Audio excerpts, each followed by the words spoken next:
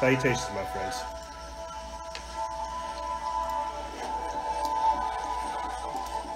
Give me 1 second. I'd like to use this time to point you guys in the direction of our new Telegram channel. We are currently simulcasting both on Instagram as well as on Telegram. That's cool. I think it's super cool that we are able to do that. You've got Caption with Cromonachi bringing us in with their song Revival. What's up, Lucas? I'm going to be using your, Lucas is one of our most recent exclusive members. You guys may have heard him on some of those recent shows. I'm going to be using your statement that you had in the previous Instagram Live where our exclusive members, and how happiness is the, what was it? Happiness is the consequence. Yeah, I think that's a very, very important, a very, very important point that was pointed out in the most previous exclusive members meeting. And I won't lie to you guys, we have a definitely more spiritually oriented episode. I've got verses queued up. I'm going to be reading from our 365-day devotional here shortly. And, you know, it's all just to shoot you straight. The world's going to hell in a handbasket, and people need to get right with God. Or at least get right within themselves. And at the end of the day, that's kind of what it is. You know, we could sit here and debate whether or not, if it's happening or what's all going on. But deep down, people know it's going on. That's something else I'll talk about here, and how people need somebody to talk to because they know they're afraid, but they don't know how to articulate it. They don't know how to embrace it, and so they deny it.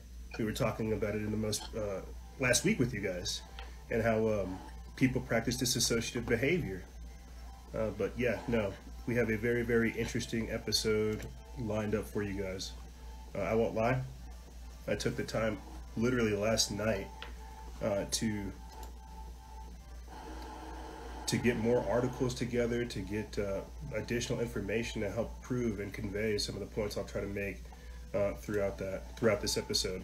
And with that being said, let's go ahead and start the show. Lucas, are you there? Are you on the Telegram, bro? Because I keep hearing like static or some kind of background feedback. Boop, boop, boop. Again, that is Revival by Caption with Cromonachi bringing us in. It is a really, really smooth and beautiful track. But yeah, if you guys want to get in on the fun and get in on the action, you know, in the second segment is whenever we have our guests, where we have people that either join us from Instagram Live or join us over here on Telegram. If you guys want to get in on the action, you don't have time to watch the first half of the show, join the Telegram chat. Join the audio aspect of it. Go about your business, and then, you know, whenever we start pulling on guests, either hop in through the Telegram or hop in over here on Instagram and speak your piece.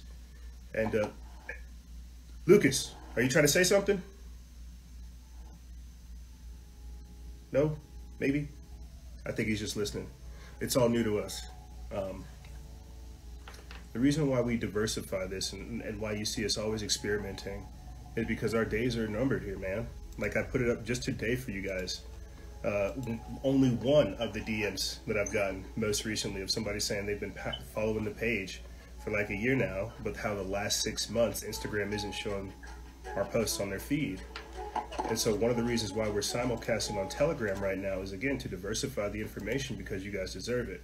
We've got to figure out a way to get the information out while at the same time not being hung up on all the things they're trying to hang us off, they're trying to stop us. I'll say this one more time, and then I'll get into the topics and stop rambling for an intro with you guys.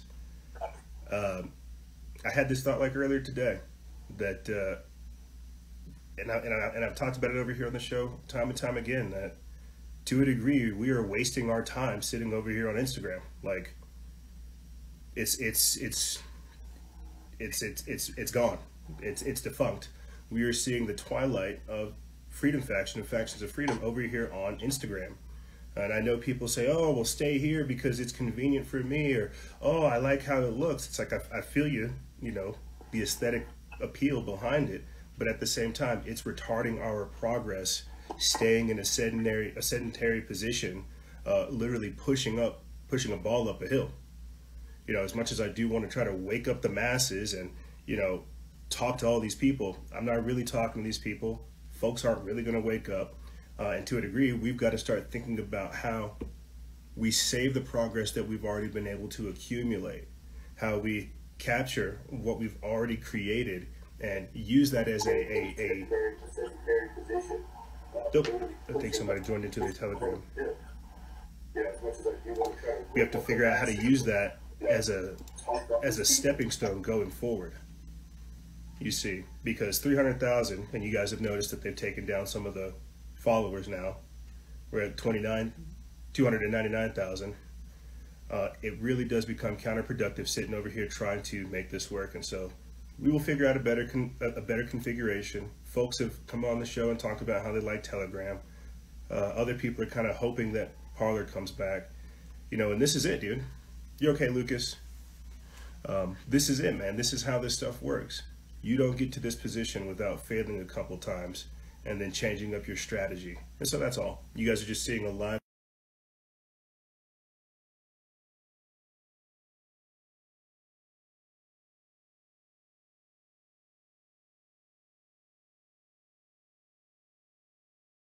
If you want to support this operation, you can do so by joining our patreon.com/Freedom Faction exclusive membership program. We have bi-weekly meetings. We're going to be doing a lot more too. I think sometime in March, I talked about this with the crew, that we are going to have a content creation class. What was I just talking about? How we're seeing the twilight of factions of freedom, the twilight of freedom faction with our exclusive members, and maybe even more. I'll iron it out with the exclusive members, but I want to teach them how to do what I'm doing and more so they can replicate it in their own area, come up with their own format, their own post style, their own everything, to where they can get out the information, to where they can become their own information source, their own alternative media organization, and get that out there. That's one of the most common questions I get from exclusive members is, how do I get started? How do I do what you're doing? How do I get involved? And so in March, we are going to be having a content creation class. And if you guys want to be a part of that, join our Patreon exclusive membership program. Patreon.com/Freedom Faction. I switched things up because I put our Cash App in the link right there. Cash.app/Freedom Faction. Some people have donated Bitcoin. Some people have donated a couple bucks. I figured I'd put that there for your guys's, if you guys want to donate. Again, can't stay on one platform. You've got to diversify everything you're doing. My Patriot Supply for storable goods. The supply line is disrupting. I'll be talking about this, I think, on the podcast this week, but a hacker had attempted to poison a Florida town's water supply. More reasons to get not only storable goods, but also a water filtration unit. They have those at my Patriot Supply. I thoroughly believe that we'll see more of this. We're not talking about Flint, Michigan not having water. We're talking about a actual attempt to poison a water supply. My God. And you hardly hear anything about it. You know, Biden has talked about how he's going to cut off oil and gas, and within a couple weeks to a couple months, we're already seeing attacks on our critical infrastructure. And so, get storable goods. I'll put that link in the description bar below, so you can go ahead and get yourself some. You get 10% off. We hardly make any money, but it's still nice to have that connection, right? To have that as like a viable option. I would rather have like a business and have like a partner that's useful instead of some lovey-dovey feel-good stuff. So yeah, my Patriot Supply for storable goods, water filtration units, air filtration units, and so much more. I'll say this and I'll go ahead and start talking about these topics. I'll fly through it with you guys. So it was a Super Bowl, right? What'd y'all do? I didn't watch it. I really didn't watch it. I worked on my truck. I hung out with the in-laws. I went and bought some furniture. What else did I do? I had me a spiked lemonade and a brisket sandwich, which was really nice. And I really enjoyed my time with my family, man. I kind of forgot that the Super Bowl was even going on. It's like by the time I went to Craft Republic to go get some food, I like looked around and I was like, yo, what's up with all these people? Oh, shit, it's Sunday. Oh, it's Super Bowl Sunday. Wow. And I think that's hilarious because you see how quickly people join up with the mob mentality. It's like COVID just disappeared right up off the bat because Super Bowl came through town. Americans don't care about nothing but their football and their sports and their games. You see, we'll virtue signal, we'll try to be cute, we'll play all this political nonsense, but shut up, the TV's on. The football is on. And I think it's just so crazy to see society just switch, just move from trend to trend. That was one of the things that we had talked about with our exclusive members, you know, and how we are a social media or a social challenge generation. We're all surprised that people are still wearing the mask. Well, bruh, this is what happens when you have the June bug challenge, when you have the hit and the dab, or whatever the newest craze is, right? Whatever the newest craze is. And so the newest craze was the Super Bowl. And check this out. You now have people saying, I put this up in our Telegram. This is why you guys have to join our Telegram and not focus solely on our Instagram. We put this up on our Telegram. It's a quick little video. I play it here shortly for you guys. In Florida, the Tampa mayor, Jane Castor, says that maskless Super Bowl fans will be identified and handled by the Tampa PD. So she's saying, oh, all these people who were revelers, enjoying themselves, guess what? You're just as bad as those people that sieged at the Capitol. We're coming after you. Let's take a listen.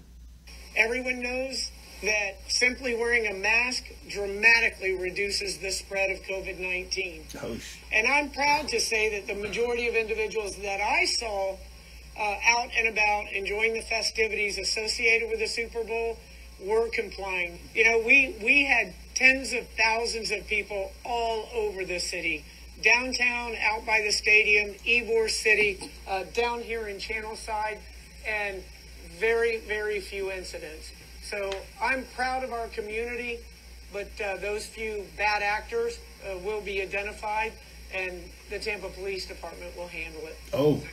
There just has to be that level of personal responsibility. You can supply everyone with a mask, advise them of the science behind it, and expect that they are going to abide by the mask order. Again, you're going to find a few that don't. The majority that I saw were wearing masks. Out and about, enjoying the Okay, so there you have it. There are your new Lord and Saviors. There are your new health dictators. There are your new masters. You better worship everything they say. Check this out. Here's Joe Biden appearing at the Super Bowl, trying to tell people, put your mask on. And you can hear the crowd boo at him, as they should. Let's take a listen. As we thank you and all our support, just remember, we all can do our part to save lives. Wear masks, stay socially distant, get tested, get vaccinated when you can. And most of all, let's remember all those who were lost. So please join us, Kansas City Chiefs, Tampa Bay Buccaneers, and National Football League, in a moment of silence for more than 440,000 Americans who lost their life in this pandemic and for the loved ones who left behind. Anyway, let's go ahead and get that show up off the screen. I got so wrapped up literally trying to talk about how hypocritical, two-faced scumbag these supposed leaders are that I wasn't able to properly go through the intro. Let me read a little bit of these quick topics for you guys, then I'll read from the 365-day devotional, which makes perfect sense for today. We're going to be talking about the rule of law versus the rule of man, how humans have become obsolete. Remember, they called you non-essential. We're also talking about Techno-Serfdom, Neo-Feudalism, and how they're blending Eastern communism with Western capitalism. And the trust the science propaganda that you hear out there. If we have time, I'll try to get into these smart cities, big tech's autonomous zones. Here we are, bro. Like you've got to think. If I was talking about the secession theory a couple of weeks ago, right, of of people in the political spectrum saying, oh, we're going to secede from this nonsense. We're going to create like our own separate states, right? Zebellion style stuff. Well, if these same type of conversations are happening on the micro level, you can agree, we could all agree, that they would happen eventually on the macro by big tech having a state within a state, having their own autonomous zones. If we have time, I'll talk about that as well. Austerity measures, clean energy, and how electric replacements will affect the job market as well as the economy. The overall gradual embracement of darkness that we are seeing, dude. Like, look at this. You've got Grimes, who I'm pretty sure is Elon Musk's wife, and Lil Uzi Vert, Lucifer, that's his name. That's what he's trying to tease you. Lil Uzi Vert is Lucifer. You can go ahead. You got Grimes and Lil Uzi Vert talking about plans to get brain chips together, right? The gradual embracement of darkness. And how our exclusive member, Lucas, in our most recent meeting, he talked about how happiness is a consequence. What the world offers you is a lie. These people thinking that by getting brain chips they can have access to the knowledge of the gods. Fools. They're cutting themselves off from God. We'll talk more about that if we have the time. What is knowledge and wisdom in a technological age, and how everyone serves a purpose, man. Everybody's got a role. Everybody's got a talent. Everybody's got a gift. And it is time to start showing it. I think people expect me to get up here every single fucking week talking about the same stuff day in and day out without putting any time and effort into what they're doing, and they're only fooling themselves. They're only diminishing and discrediting their own work. We've got to figure out how to massage people's strings and activate their core to get them involved, man. I'll say this and I'll get back. I'll read this quick devotional. I got frustrated in that last exclusive members meeting because you guys have heard me talk time and time again about how we need to create reinforcement. We need to create a system so that we can awake other people and get folks on our side. I feel like a horrible leader being in this position, not being able to effectively tell people what to do to get all this information out, and how you guys are the reinforcements. Like, I'm doing what I can. I'm fighting the battle at my level. You guys are the reinforcements. I need to be a better leader in helping identify these threats, coming up with solutions, and executing some of these things. And so, yeah, we'll talk more about that if we have time at the end. But here, let me read from the quick 365-day devotional. Today is February 9th. The topic says it's just not worth it. It's the verse I'm going to be reading from is Luke chapter 9, verse 25. It says, what good is it for someone to gain the whole world and yet lose or forfeit their very self? The scripture comes from Luke chapter 9, verses 23 through 27, as well as 57 through 62. The passage here says that a rich and famous actor is often adored by millions. For that person, money is no object. He or she can live in a mansion, wear the classiest clothes, travel the world, and pamper the taste buds by wining and dining at the finest restaurants around.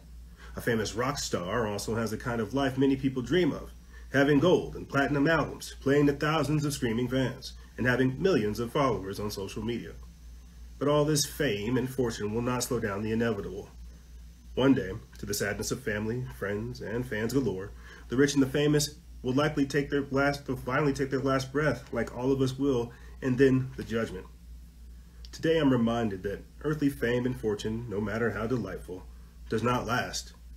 However, God and his kingdom do.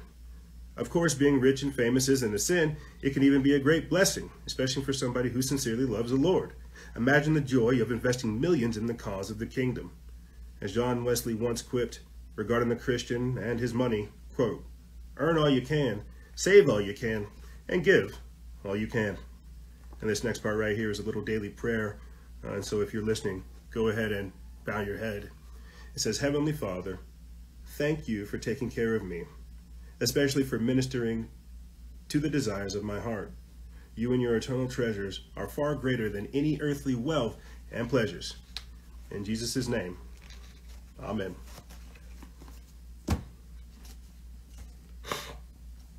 You know, when people talk to you about, oh, we got to get back to the Constitution, or, oh, we have to get back to the Bill of Rights, the Bill of Rights and the Constitution were based on the Bible. So what you're really saying is we've got to get back to having core values.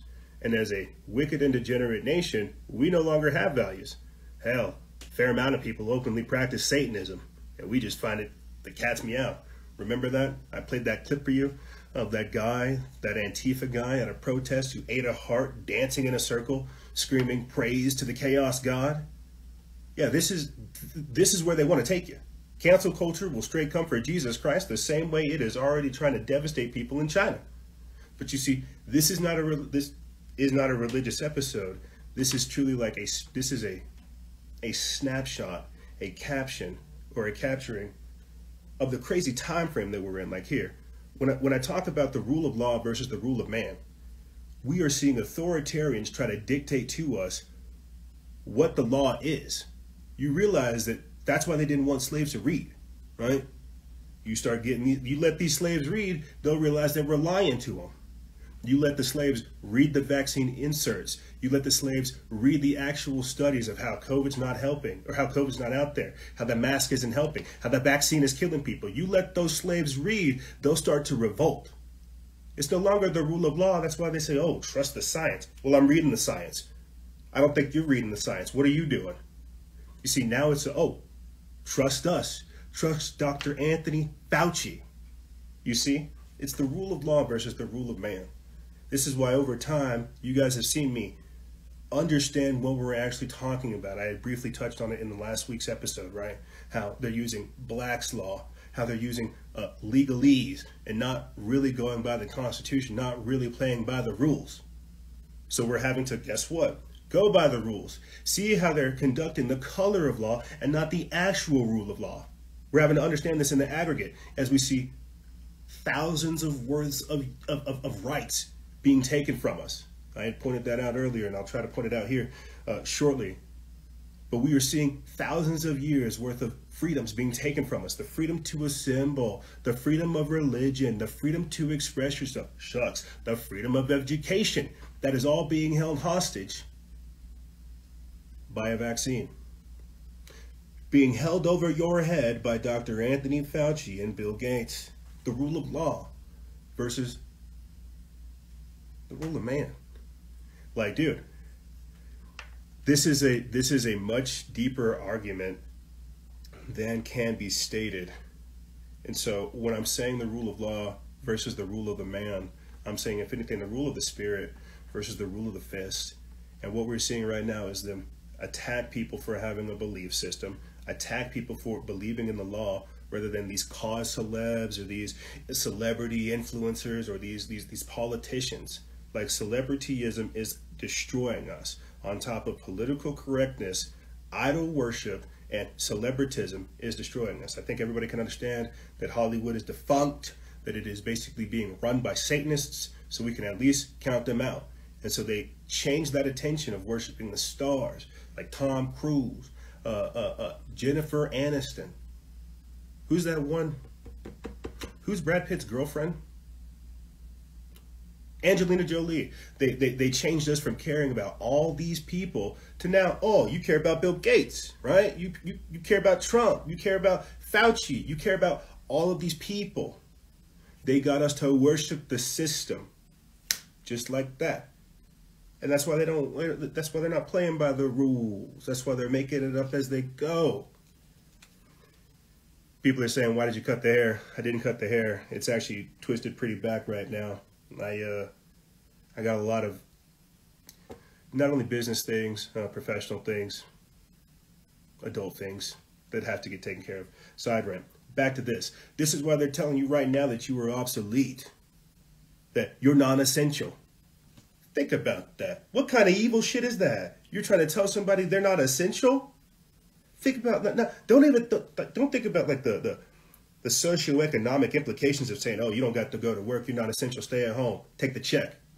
Think about the psychological, emotional implications of saying, nah, you're obsolete, you don't matter, you stay at home. You can stay at home. Yeah, you stay at home.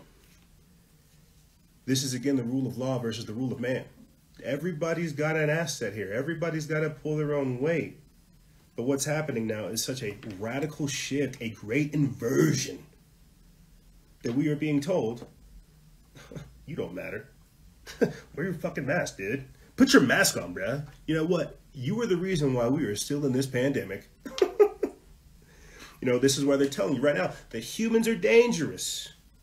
Oh, they have free will. Oh, they're not believing us. Oh, they're reading the vaccine inserts. Oh, they're finding studies where the vaccine is actually causing more harm than good. I have a study right here that talks about how the masks are affecting people's physiological and psychological states. We've talked about how the vaccine, as well as the virus, affects spermatogenesis. So why would we want that? We're dangerous because we think for ourselves. George Orwell called them thought police. They're the fact checkers. The people telling you, oh, you have very conservative and Republican libertarian views. You must be like a domestic terrorist because I don't agree with the propaganda that's being put out there. Think about this. This is why they are doing these ideological purity tests, these loyalty tests in the military right now. They do not want people having their own ideology. When you have former CIA Director John Brennan going out saying, hey, libertarians, religious extremists, nativists, fascists, authoritarians, all these people need to be considered domestic terrorists and wiped out, you're no longer able to have freedom. You're no longer able to have your own ideology, your own thought process. You're either with the system or against it. That's the binary approach they're trying to tell us right now. So when I tell you we're losing hundreds of years, thousands of years worth of freedom in minutes, this is it. And I thoroughly don't believe that there's going to be some revolutionary moment to help turn this back. These people have gone mad with power. And that's why they're doing everything they're doing. Take a quick break real quick. Getting angry. Try not to. I want to say real quick, if you guys have not joined our Telegram channel where you can listen to this live or on the replay, you can do so. Go to our Telegram channel, Freedom Faction Info Channel.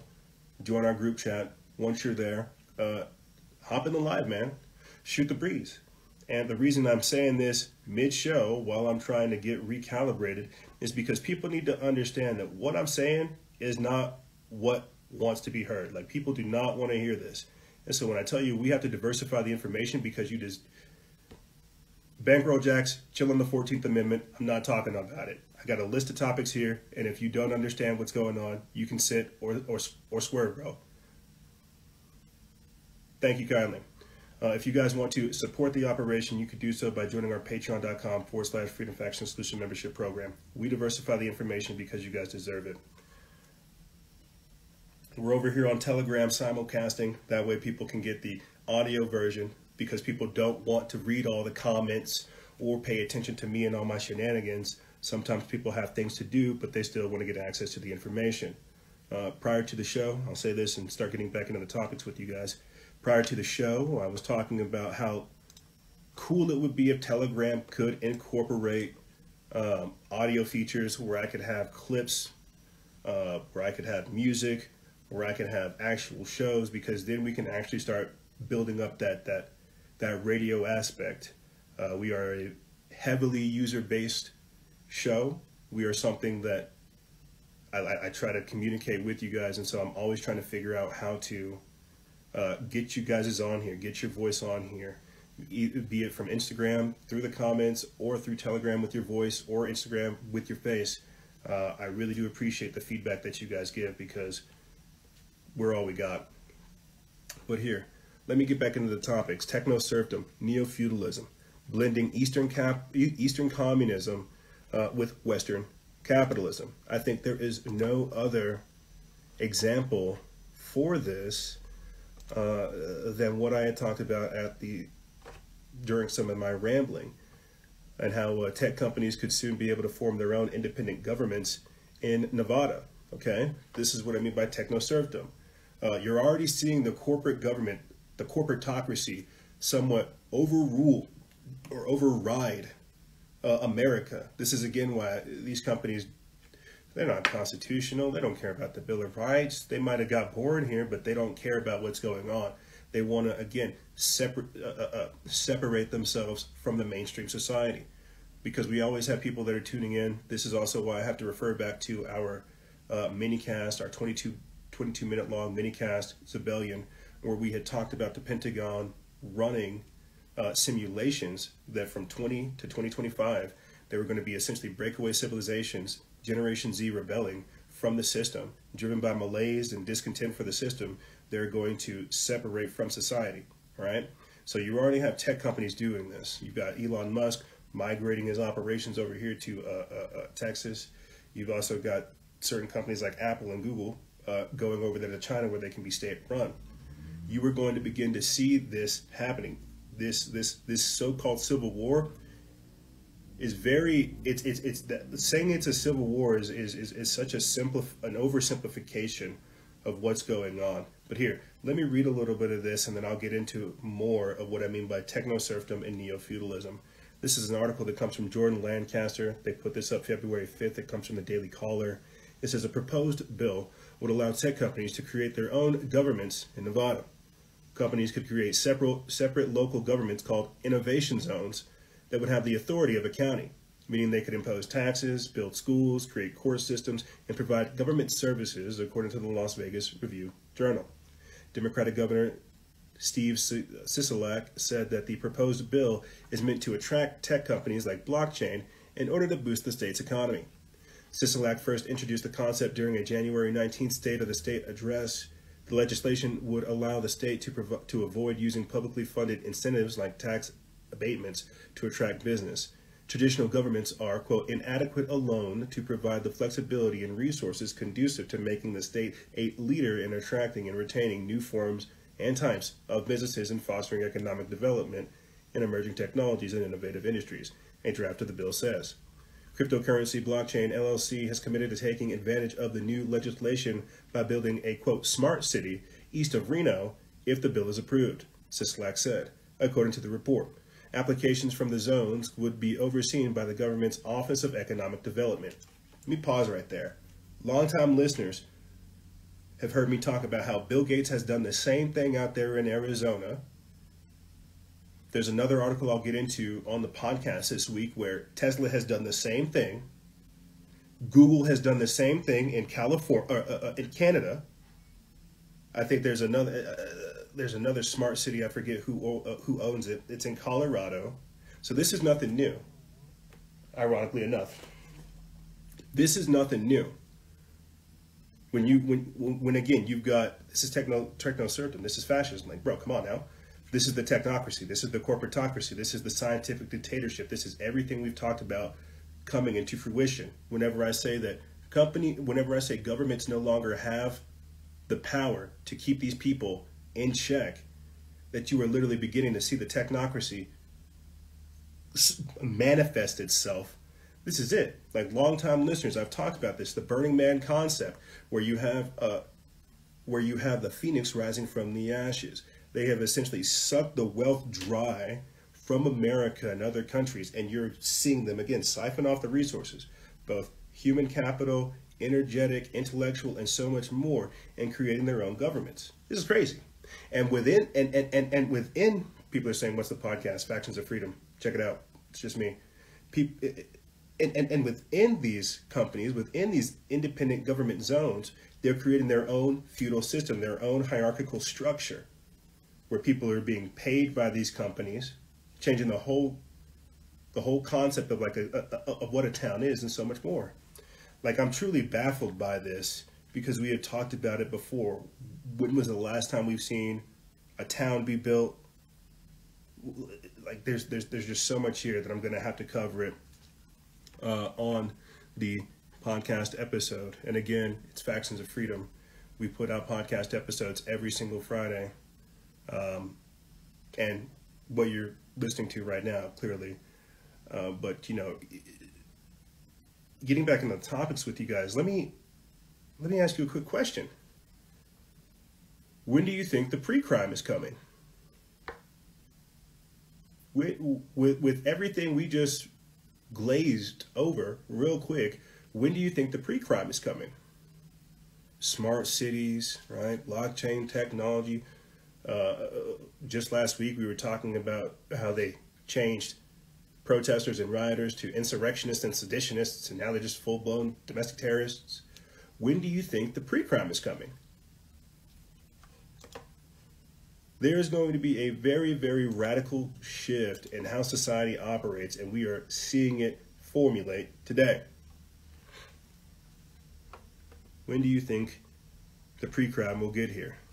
I think we're seeing the beginning of it with things like COVID. I saw an article that popped up where it's like, they're going to send people door to door to your house if you refuse the vaccine, and we're just going to ask you why you're objecting them. We just want to know. And it's like, well, what if I don't want to answer it? That's okay. Even if you don't answer it, that's an answer. We could work with that. And then they'll send back somebody to demand an answer. When do you think the pre-crime will get here?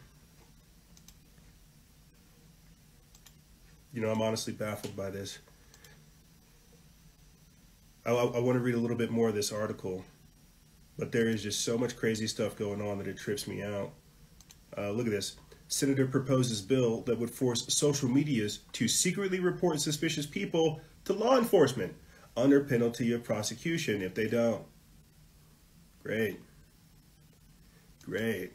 That is so welcoming. That makes me feel so much more alive, knowing that these people will have society report on me. Yeah, that society will be the ones reporting on me. It's like Twitter's new birdwatch feature, where it's not Twitter itself censoring you.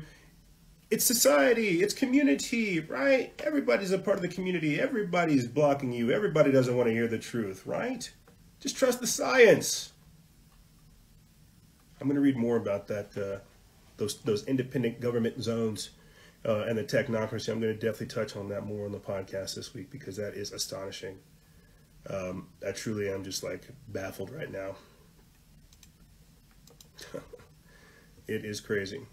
You know, as we talk about all this stuff, I didn't even talk about the elephant in the room, that Trump is on trial right now. He's on trial right now. Our 45th president is on trial. I don't know how that works. They're trying to impeach him. You can't really impeach like a non-sitting president, so I'm very curious to see how that'll work. But let me talk about this real quick. This is another one of those kind of pre-crime, Minority Report style things, cancel culture, technocracy, like scientific dictatorship type things. Right here. Scottish police arrest and charge man over offensive tweet about the late Captain Sir Tom Moore. This is an article that comes from Times at a Time. They put this up February 8th. And it says a 35-year-old man has been arrested by Scottish police and charged after he allegedly posted a, quote, offensive tweet about British veteran Captain Sir Tom Moore, who died last week at the age of 100. So you could get arrested for tweeting now. You could get arrested for tweeting, and you can also have your social media activity reported to law enforcement. This is what I'm trying to say. When do you think the pre-crime will come? And then you got these companies saying full well, hey, we're just going to break off. We see the way society's going. We're going to do something different. Very interesting. I'll talk more about that later on in this week's podcast episode. But let's get back into these topics with you guys. The trust the science quote, right? Trust the science, trust the science. Well, I think that's very interesting because the science has shown that South Africa has halted its AstraZeneca vaccine rollout as the vaccine is ineffective at combating the mutant strain. So they're telling you right out that, hey, the vaccine doesn't work, it's ineffective, it doesn't combat COVID. So then why the hell are you producing it? Why are you producing it and then criminalizing the speech where we look at the science? Like, this is the crazy part, man. And you just got people sleepwalking right into a death trap. Like I had said this on the Telegram chat just the other day. How dystopian is the sight of churches being converted into mass vaccination sites? Like, how dystopian is that? I don't know if everybody else sees it like me, but to me, it's just, it's sometimes almost too much to bear. Because like I said, the vaccine's ineffective. If anything, they're giving people the actual disease with the vaccine. There was an article out today on Drudge Report. What was it saying? How somebody had received they tested positive for the vaccine or positive for the virus 3 weeks after receiving the vaccine. And so it's just like, this is an absolute disaster. We are literally watching a lifetime experiment, and you guys are trying to force walk us into sacrificing our lives on the altar of virtue signaling. This is horrible. This is a psychological coup d'etat. And I'm considered crazy because I'm reading the science. I'm reading the studies. I'm actually printing them out. I got a lot of PDFs recently. And I'm a bad guy because I can articulate how these people are trying to literally not only chemically castrate us because it affects your spermatogenesis, but at the same time nerfing us, making us inept, making us incompetent. Trust the science. Right here. And this is the other crazy part. Claim. Analysis proves that COVID is lab-made. So check this out. It's lab-made. The vaccine doesn't work. The masks are straight up killing people. And you're like, look at this conspiracy theorist thinking that the immune system is doing what God intended for it to do, to fight off diseases. How dare they? And information's coming out today where they're saying, looks like COVID didn't come from China. Looks like COVID came from an animal. It's like, dude, this is so sketchy. This is so sketchy. We are literally watching a lifetime experiment. They're lying about every single aspect of it. And on top of that, we're going to put this up in between the break. On top of that, they're putting the troops on the streets to help administer the vaccine. So this is a gosh darn shit show. Excuse my French. This is a gosh darn shoot show. And if people can't see that we are creeping into martial law, and then if we don't start figuring out what our tools are, figuring out like what our resources are, we're going to walk headfirst straight into a needle. Headfirst straight into a needle. I talked about this on the most recent podcast episode and how people here in my own local area have begun using the employer coercion documents, the vaccine refusal documents, the mandatory testing and surveillance forms that I had put up back in like December. I'll attach that link in the description bar below so you guys can go ahead and print that stuff off just in case these people try to come at you, because this is it, okay? What was I talking about at the start of the show? The rule of law versus the rule of man. You need to get your facts in get your ducks in a row, get armed with the facts legally and lawfully, so when these people try to come at you, you're educated, you're informed, you know, you don't trust the science, you got the law behind you, and you sons of bitches better understand that. That's where you need to come at it. You see, here's the problem. People don't have a built-in defense system no more. They beat that out of us. They said, oh no, you better not defend yourself. Only cops can have guns. Oh, you better not stand up for yourself. You're actually a racist white supremacist if you do. People have been listening to the adversary for so gosh darn long that they'd have no understanding as to who they are. Let me do a little quick news blitz, and then I'll get into the embracement of darkness and how crazy this stuff is. Son of a biscuit, and I'm an evil man because I want to stand up for myself and not be a scumbag. How dare they? Shame on them. A little quick news blitz for you guys. Climate change puppet Greta Thunberg has just exposed herself. Investigation ensues for criminal conspiracy. That's right, after supporting the farmers in India, people are looking into some of the stuff that Greta Thunberg is doing. I think that's very interesting because the girl's been indoctrinated and she's being used as a puppet. But continuing on, stroke victims to be given psychedelic drug DMT in first ever U.S. clinical trials. Nice. I wonder if they will give them to the COVID-19 vaccine victims who exhibit stroke-like characteristics after exhibiting Bell's palsy, after having the vaccine administered to them. I wonder if they'll give people who have been given the COVID-19 vaccine DMT. It's not a stroke, but it's still the same thing. Psycho Ocasio-Cortez is confronted on her exact quote, accusing Ted Cruz of attempted murder, then openly lies about it and walks away. Yeah, that's why I did not even take the time to post anything that Alexandria Ocasio-Cortez said last week. As far as I'm concerned, I don't think we should give her any airtime. The woman that is not only like radical on some other stuff, but she's a liar. Remember last year, she literally went down to the border and had that whole little photo shoot. It wasn't last year, it was the year before last, wearing nothing but white, saying there's nothing but kids in cages down here. Now they call them what do they call them? Migrant overflow detention centers. Instead of kids in cages, they're properly called migrant overflow detention centers. The kids are still in cages. So yeah, no, we didn't post anything about Alexandria Ocasio-Cortez. We knew she was a liar, and I'm glad this stuff came out. Here is more on the austerity measures, getting people used to being poor and destitute. This comes from commondreams.org by Philip H. Howard and Mary Henderson. Corporate concentration in the U.S. food system makes food more expensive and less accessible. I had talked about during my rant with small cities, these big tech autonomous zones, and how Bill Gates is actually involved in that. We didn't get the clip to talk about it, but Bill Gates is one of the largest farmland owners here in America. So of course they're going to be getting into meatless meat,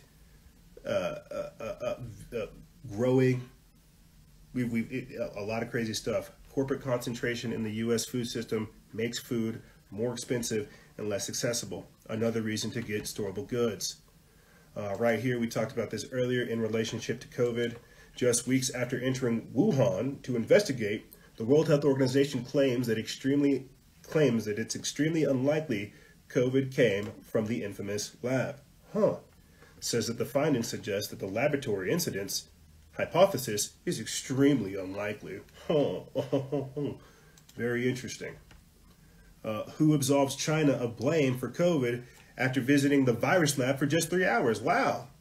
It's almost like somebody paid them off. Shucks. China to hand out 1.5 million in a digital currency test during the Lunar New Year. We've had people in the chat point out Dogecoin, Dogecoin, Bitcoin, cryptocurrencies, and things like this. I'll be honest, if you guys want to send some of that our way via Cash App, do so. Does not hurt. But there it is, more of the cashless society. I think it's interesting that right after creating the social credit score system, you have seen them roll out the cashless society to trap people there. Very, very interesting. Another article from Signs of the Time.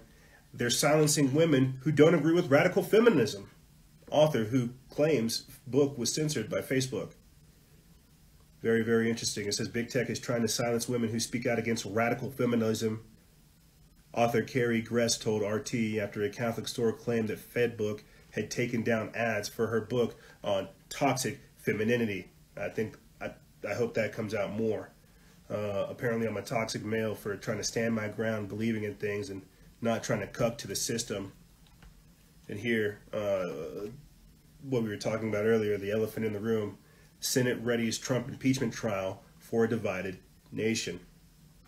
Yeah, very, very interesting.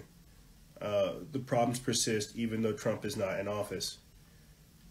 We persist even though Trump is not in office. There is a quick news blitz. And let's get back into these topics with you guys. The embracement of darkness, the great inversion. Again, this was something that we had talked about with our exclusive members. There's a quick Bible quote for you, Isaiah chapter 5, verse 20. Woe unto them that call evil good and good evil, that put darkness for light and light for darkness, that put bitter for sweet and sweet for bitter. Last week I freaked out because I was trying to figure out which Hollywood politician, it's the easiest way to describe that, said that they had to crash the economy to get rid of Trump. It was Bill Maher. It's funny we're using biblical quotes because Bill Maher actually came out blaming Christianity for the Capitol riots. We put that up before coming onto the air with you guys. I don't think I can play it over here. Then it'll show up over here. But I'll read a little bit of this article, and then I'll get back into the embracement of darkness. This comes from Nima Harris. They put this up February 9th from News Punch. It says Bill Maher has claimed that Christianity is to blame for the Capitol riots last month. It says during last week's episode of, quote, Real Time with Bill Maher, he said that a belief in Christianity is comparable to a belief in conspiracies like QAnon, and then claimed that this led, in part, to Trump supporters storming the Capitol last month. You dirty Christians. You dirty Americans. How dare you?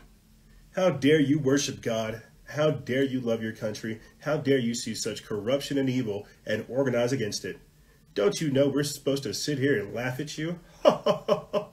We're the media. We're Hollywood. We're better than you. This is how these people operate. They sit there and grandstand and tell you, put your mask on. But you'll never see them put their mask on. You'll see them tell you what to do. But they themselves won't abide by the very same rules. But here, let's pull back from the news. Let's pull back from the news. We're talking about the overall embracement of darkness and how we have found ourselves here. Salutations, Simi. We've got somebody joining us in the Telegram chat. The embracement of darkness, and why the easiest way to describe such evil is saying that we live in the clown world. Like, that is how crazy stuff is everybody knows that they're being lied to. Everybody knows that there's massive deception being put on, and that they're incapable of describing it.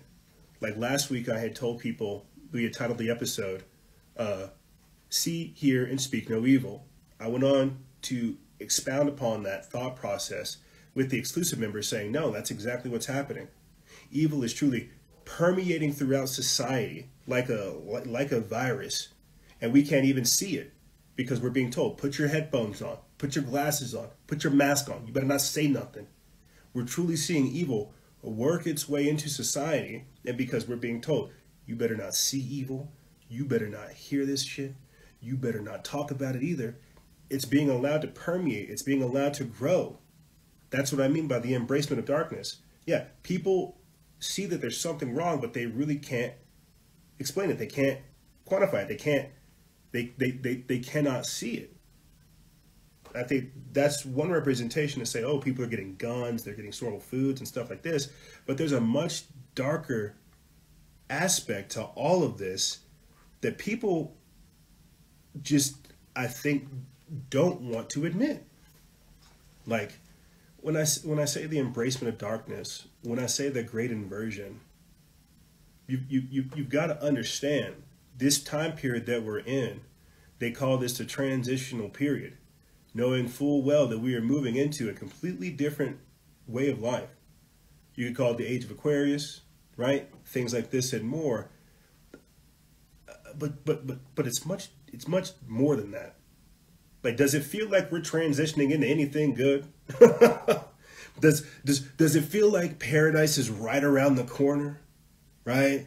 Does it feel like all this evil is being exposed and, hey, fifth dimensional, multi-dimensional reality is right around the corner? Does it feel like that?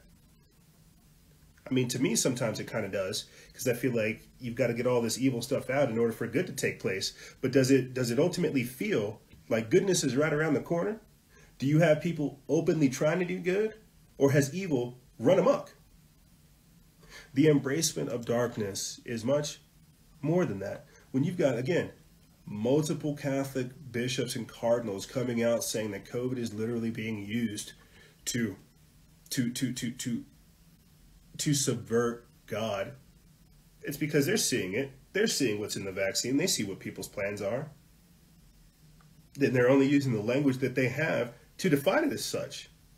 Like, you've got to understand that we are not, that this is not a normal false flag, that these days are not normal, that they are coming for you. Again, you've got former CIA Director John Brennan coming out saying that religious extremists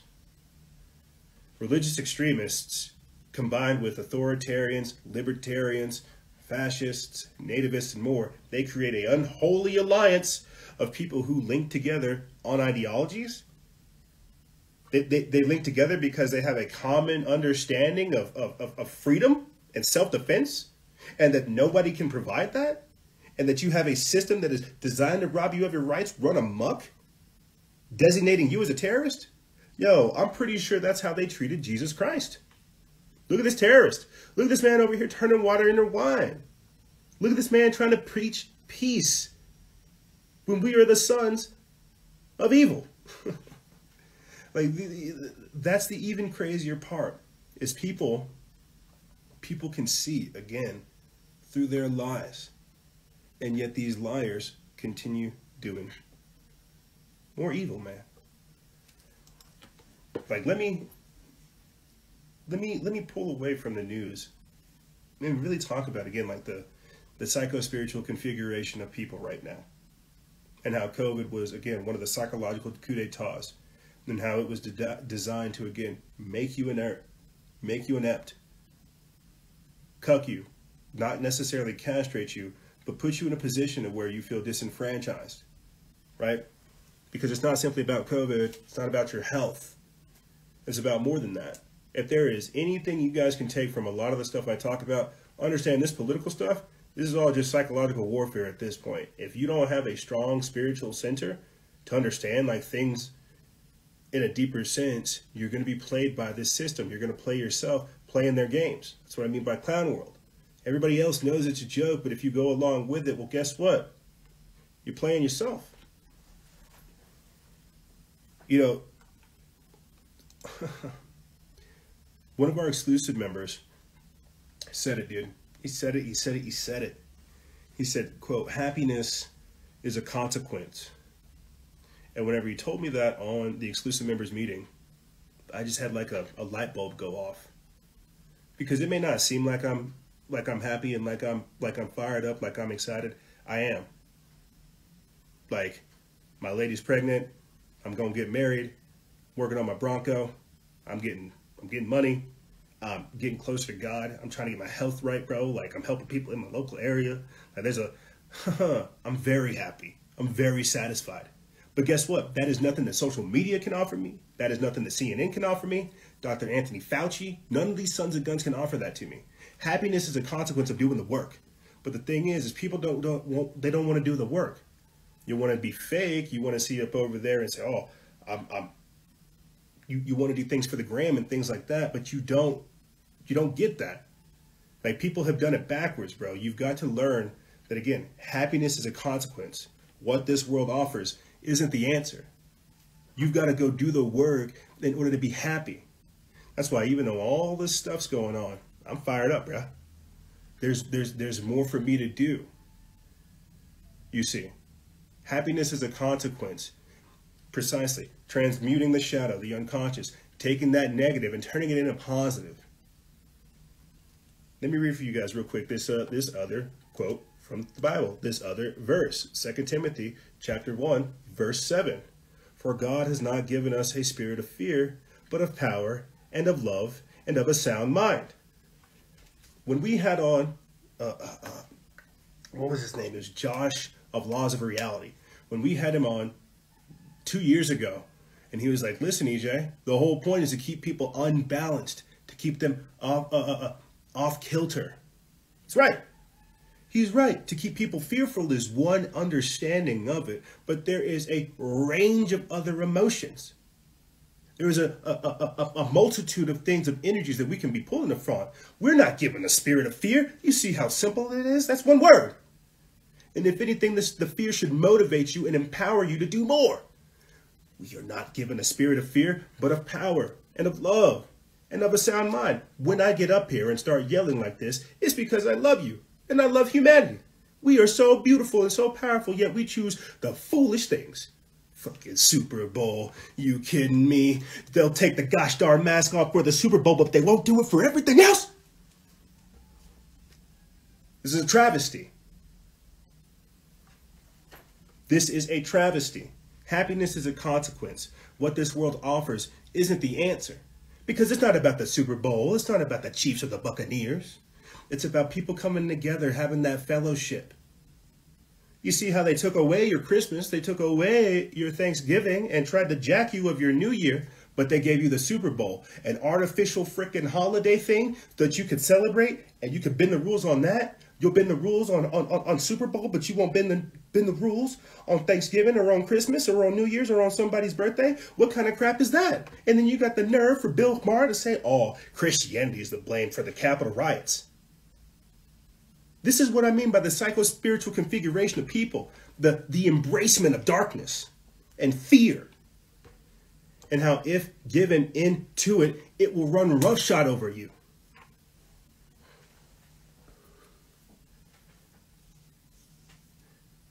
But this is it.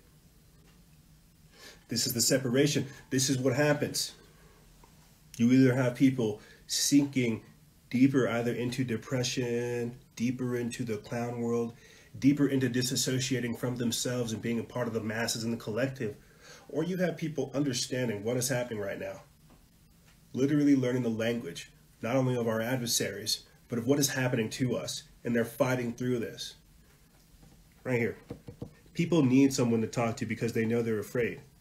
Isn't that what we were just talking about? See, hear, and speak no evil. But the sad thing is, oh, you better not start being truthful. That's that hate speech. You might offend somebody. What, being honest? Because I don't want to play the game? Because I want to be real here? You see, this is what happens when people don't love the truth, love honesty, love being real. They love being a liar. They love being delusional. They love being fake. They love entertaining the things that destroy them. See, hear, and speak no evil. You know, and this, because we've got a couple more minutes for this segment, and then we're going to take a quick break and come back with you guys and more. You know, but everything I'm talking about here and more is it can be summarized as such in this question: what is knowledge and wisdom in a technological age? What is knowledge and wisdom in a technological age?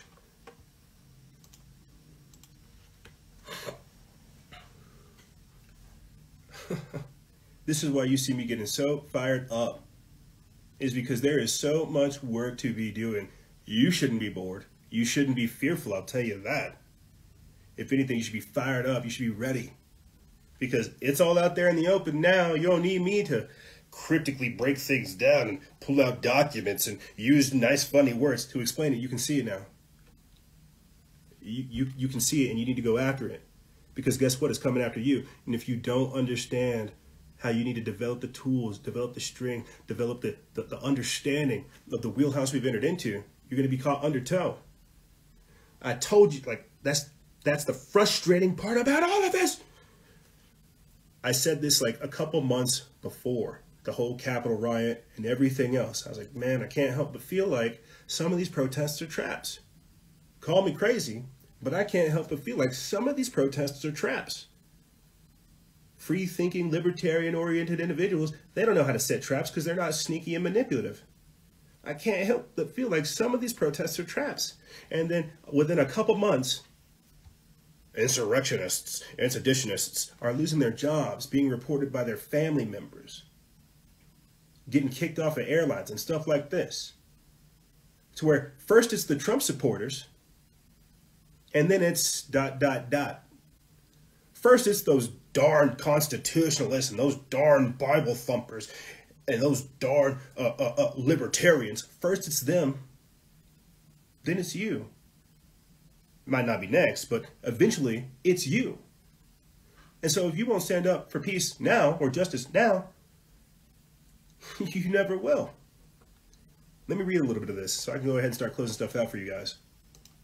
Again, another verse from the Bible. This comes from Matthew chapter 5, verses 13 through 16, where it talks about salt and the light. I was listening to the Jesse Spots YouTube channel, and he had talked about how he was listening to other people, and they said it's time to show your salt. Not show your worth, but show your salt. In a reference to Christian theology about being the salt of the earth. We have lost all of our salt. People think, oh, you're salty. Gosh, look at this guy. He's opinionated. Oh, no. Like, we actually need to be salty. We need to hold people's feet to the fire. It's called being real, not being fake, being salt of the earth. Let me read a little bit of this, and so I can go ahead and start closing stuff out for you guys. It says, quote, "You are the salt of the earth, but if the salt loses its saltiness, how can it be made salty again? It is no longer good for anything except to be thrown out and trampled underfoot. You are the light of the world. A town built on a hill cannot be hidden. Neither do people light a lamp and put it under a bowl. Instead, they put it on its stand, and it gives light to everyone in the house. In the same way, let your light shine before others, that they may see your good deeds and glorify your Father in heaven. Salt and light. You are the salt of the earth. This is why they have tried, and to a degree succeeded, in censoring this type of thought process and censoring the truth, because the truth sets you free. The truth holds all these people accountable. It shines a light on all this darkness. We are meant to be salty for a reason, to call these people out, to say, where are you? What planet are you on? The way you're thinking, men can be women, women can be men, nobody's got to work, the government will pay for everything. Where the fuck are you? You need to be grounded in reality. You need to stop playing this fiddle nonsense. You get your head screwed on straight. You need to see what's happening, and you need to get activated. This stuff shouldn't frustrate you. This should give you that righteous indignation to take the proper course of action, to take the proper precautions. People have been saying it throughout the entire chat as I've been doing this powerful segment. You need to take care of yourself and your family, and that's where we're at. That's where this separation of society goes. You've got to let people destroy themselves. You've got to let people go through their emotions and use these as an example to say, I choose to not live my life this way. And you've got to be about it. You've got to mean it. I got two more things here. I'll just kind of fly through real quick. And I'll close out this episode for you guys, or close out this segment for you guys. Again, you guys can join us over there on Telegram. Shoot the breeze with us. But intelligence is not, quote, educated, nor is it courageous. And so while I might be like educated, bro, or while I might be intelligent, I'm not educated. I'm not courageous. I talk about my cowardice over here on the show too frequently. But every single person has a benefit and an asset. Everybody needs to be doing the work in one way, shape, or form. That's what I said we're going to be doing with the exclusive members. Setting up a content creation course, figuring out who can do what. Some people want to be men out there on the street. Some people want to sit up over there and do interviews and things. Some people want to put out content on social media. Everybody's got an asset. Intelligence is not educated, nor is it courageous. But the same way fear has its own purpose is the same way courage has its own purpose. Education has its own purpose. Intelligence has its own purpose. But you've got to ask yourself, where do I line up on things? What is my asset? What am I trying to contribute? They shook people into passivity, and we don't do anything now. We don't fight for anything. We don't believe in anything. And if you don't believe in anything, you'll fall for everything. And that's exactly where we're at right now. So you are seeing, from me to other people, you are seeing an incredible revival take place right now. That's why the energy levels are off of the charts. But we have got to learn what to do with this instead of letting it pass, because for too many generations, people have let this type of monumental historic moment in time pass, and they didn't do anything, and the crap fell on us. So unless you want that to be your legacy, passivity, and cowardice, you better go ahead and get activated. You better go ahead and do the work in whatever way, shape, or form you can. You better start picking up your tools and understanding that there is no one else coming, that you truly are the person you've been waiting for. Like, we don't get up over here and do all this because we want to. I do this out of necessity because I need to know what's going on. I need to know how these people are trying to affect me, and I need to know how this affects my family. People have been saying it over here in the chat. Invest in Dogecoin, invest in Bitcoin. That's just one aspect. Yeah, money is one thing, but the spiritual aspect, the communal aspect, and so much more. The time is now. We have got to be changing. There is no tomorrow. All we have is today. So we're going to take a quick break. And when we come back, I'm going to be a little bit more tame. I'm going to be a little bit more, I guess, passive or chill. And we're going to be joined by guests on Telegram, guests on Instagram, and we're going to hash this out. We're going to talk about this stuff, from hack attacks on people's water supplies to bunk vaccines, to even the dollar being removed as a reserve currency, innovation zones, big tech states within the states. We'll be talking about stuff, or not, man. You know, it truly is a grab bag every single time I say that, and then people join and they're like, well, we don't want to talk about that. Talk about something else. So we'll see. But we're going to take a quick break, and when we come back, we're going to be joined by you guys and more on the other side.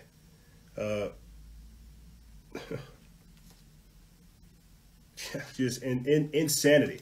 It truly is getting crazy out there. It's truly getting hot, and we've all got to stand up or sit down.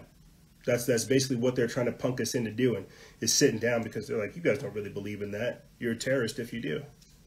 Well, go ahead and call. Apparently I'm already a race traitor. Apparently I'm already an Uncle Tom. Apparently I'm all kinds of conspiracy theorists. Apparently I'm all kinds of these fucking labels to help people sleep at night. So you can go ahead and call me everything you need to make yourself sleep better, but the work is still going to get done. That's how this all works out here. So we're going to take a quick break, and when we come back, we're going to be joined by you guys and more on the other side. If you guys want to support this operation, you appreciate what we're doing, join our patreon.com/Freedom Faction exclusive membership program. We're going to be doing a lot more, and I tell you, it's not going to be on Instagram. It'll be elsewhere, and I'm very excited that we can go through that change. If you guys don't want to join us on Patreon, support us. Cash.app/Freedom Faction. The work don't stop. I don't stop. If you see our fruits, look at the fruits. Look at what I'm doing. Look at what I'm trying to do. This is the free version of Factions of Freedom, bruh. You imagine if I just had if I had funding and a team. Support us, because I'm trying to support you, and I appreciate everything you guys do. I'm sorry if it feels like I'm yelling. The time is now. But we're going to take a quick break, and when we come back, we're going to be joined by you guys and more on the other side. Ladies and gentlemen, don't go anywhere. This is Freedom Faction over here on Factions of Freedom, and we'll be right back right after this.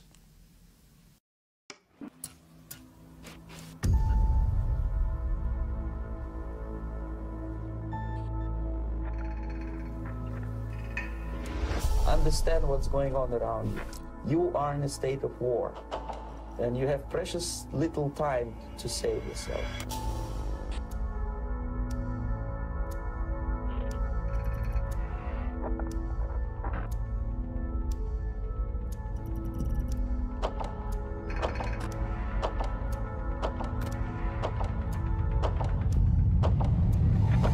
It's a slow process which we call active measures.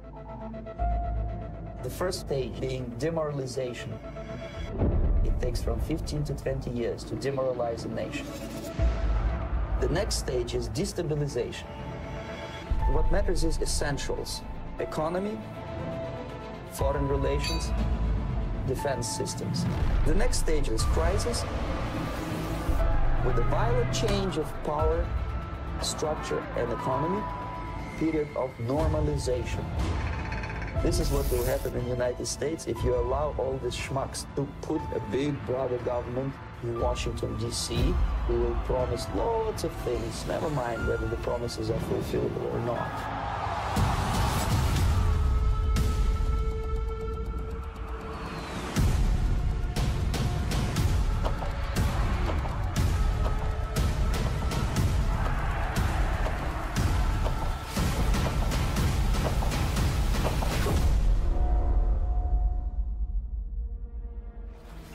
The time bomb is ticking. With every second, the disaster is coming closer and closer. The danger is real.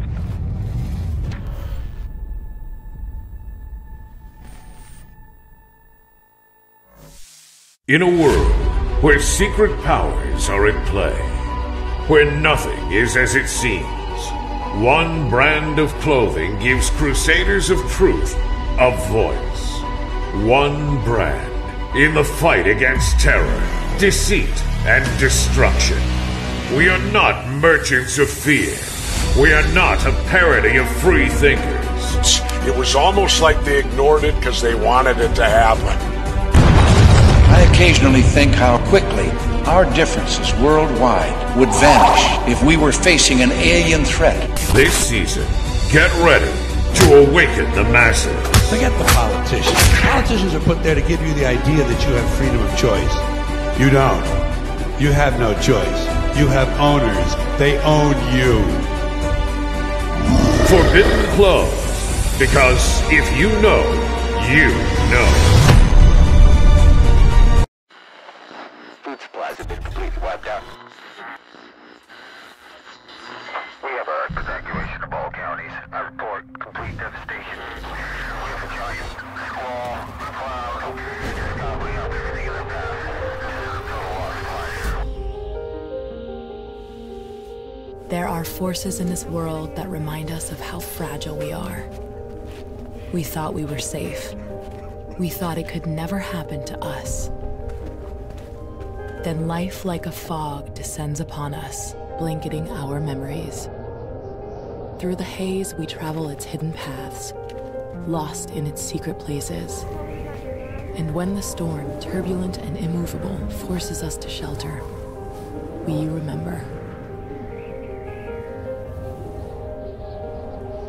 It calls to us, calls us back.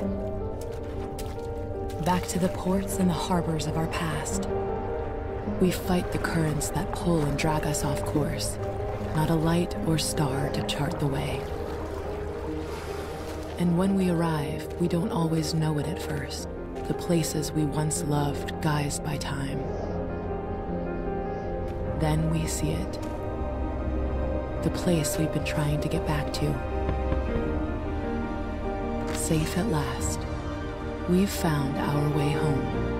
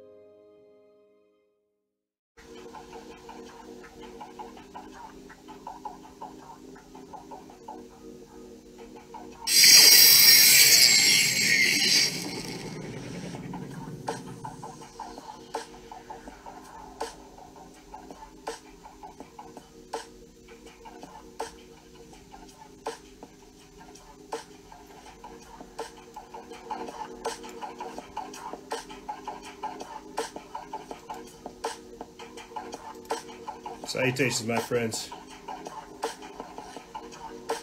We got Sloopin', or You Sick, bringing us in with their song Sloopin'.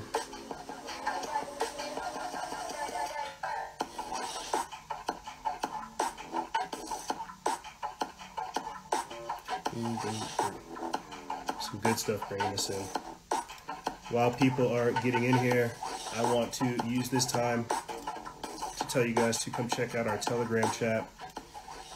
We are currently simulcasting both on Instagram as well as our Telegram chat. So, what up, Lucas? I'm promoting the Telegram real quick. So if you guys don't want to hop in over on the video aspect of Instagram Live, you can hop in through Telegram and just lend us your voice, and we'll sit here and have a whole conversation with just that. If you don't have the time, or you're in like some public area and you're like, oh, I want to say something, but I don't want to join and mess up the feed, join the Telegram chat, our Freedom Faction group chat, and you can hop on the audio portion of this show. Because when I tell you that we are diversifying the content because you deserve it, that's only one way. Yeah. Omar Mendez asks, where's the YouTube channel? On YouTube. Factions of Freedom. Yeah. Yeah. This will be uploaded.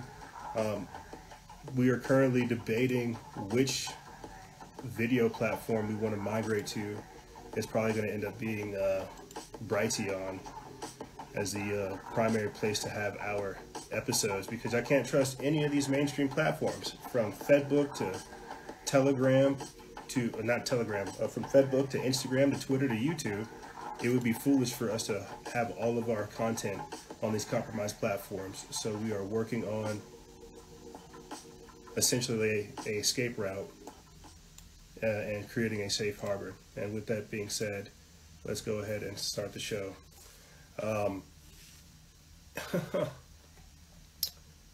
So if you're joining us now, you missed a very, very impassioned first segment where you basically heard me get extremely fired up about the current state of affairs, the passivity that led us there, and how we all have to start doing some deep gut checks moving forward. Essentially the embracement of darkness, the great inversion, and so many other things. You know, whenever I take a break in between segments, I get like a moment of reflection, and I'm like, shucks, you know, I shouldn't be swearing. I need to tone it down. You know, I don't need to do that. And I feel like that is actually part of the problem, is because people don't know how to turn it on or turn it off. We're in this trance-like state where everything's kind of wishy-washy. Oh, you know, everybody's amoral, immoral, nothing matters, you know, and we're just kind of going through life hunky-dory, you know, and that is the worst thing you could do. I thoroughly believe that is the worst thing you can do, to sit there and just passively go through life. It says that even in the Bible. Don't be lukewarm. Because if you're lukewarm, I spit you out. Yeah, you're gross. There's nothing I can do. At least if you're cold, I know where to store you. If you're hot, I know to take my time. This lukewarm crap we're doing, that's why they get away with so much stuff. And I'm feeling bad because I'm raising my voice a little bit, worried that they're proposing bills to report suspicious people to law enforcement. I need to calm down because they kept us basically locked up in our houses for an entire year, and then they found out the virus didn't come from China. What? I'm supposed to calm down because they're literally declaring you a terrorist for expressing your point of view and being able to articulate it as such, and then being able to be backed up with facts, not information, facts, documents, articles, statements, and more. I need to calm down. That's very, very interesting. You see, that's how all these people do what they're doing, bro. Is they coach their authoritarianism, in a loving net. Oh, it's so kind. We're doing this for the betterment of everybody. It's like what they said with Tucker Carlson. It was Brian Stelter that said, oh, well, we just need to take down Tucker Carlson for his own good. It's like, so not only do you advocate censorship, but you also advocate the deletion and the deplatforming of your opposition. Not that you can actually explain away any of the points that they're trying to make. You just support doing away with the opposition entirely. Oh, but we're doing it for his own good, right? We're deplatforming them for their own good. I had to catch myself because before coming onto the air with you guys in the first segment, I was doing some last-minute touches on the show notes, and I was reading this article about Rufio Panman, Ethan Nordine, how they basically kept him in confinement and tried to like keep him in jail. This is a Proud Boy, Rufio Panman, the infamous Proud Boy that basically like right hooked that one Antifa cuck and put him like in a seizure.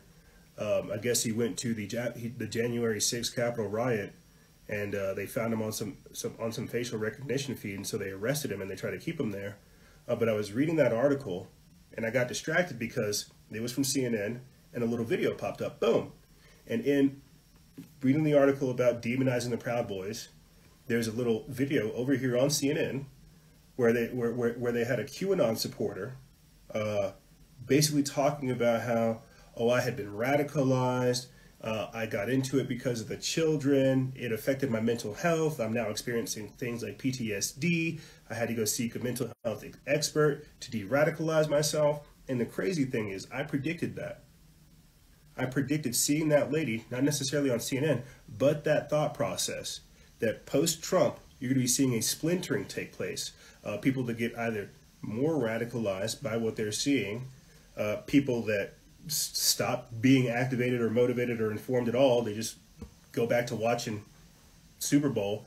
Or you have people that come out of that saying, I was played. But to see it happen so fast, and again, to right here, yeah, judge agrees to release prominent Proud Boy leader facing Capitol riot charges. But to see them talk about how QAnon is bad, information is bad, this lady's now experiencing PTSD and she needs to be de-radicalized and deprogrammed. This is insane. Because think about this, just last week, right? Or not even last week, a couple of weeks ago, shucks at the start of Biden's presidency, let's just say that, his installation, you had Alexandria Ocasio-Cortez come out and say, hey, we need more funding. We need to quadruple the funding to begin de-radicalizing these Trump supporters, these constitutionalists, these conservatives, these Republicans. And it's like, my God, the nerve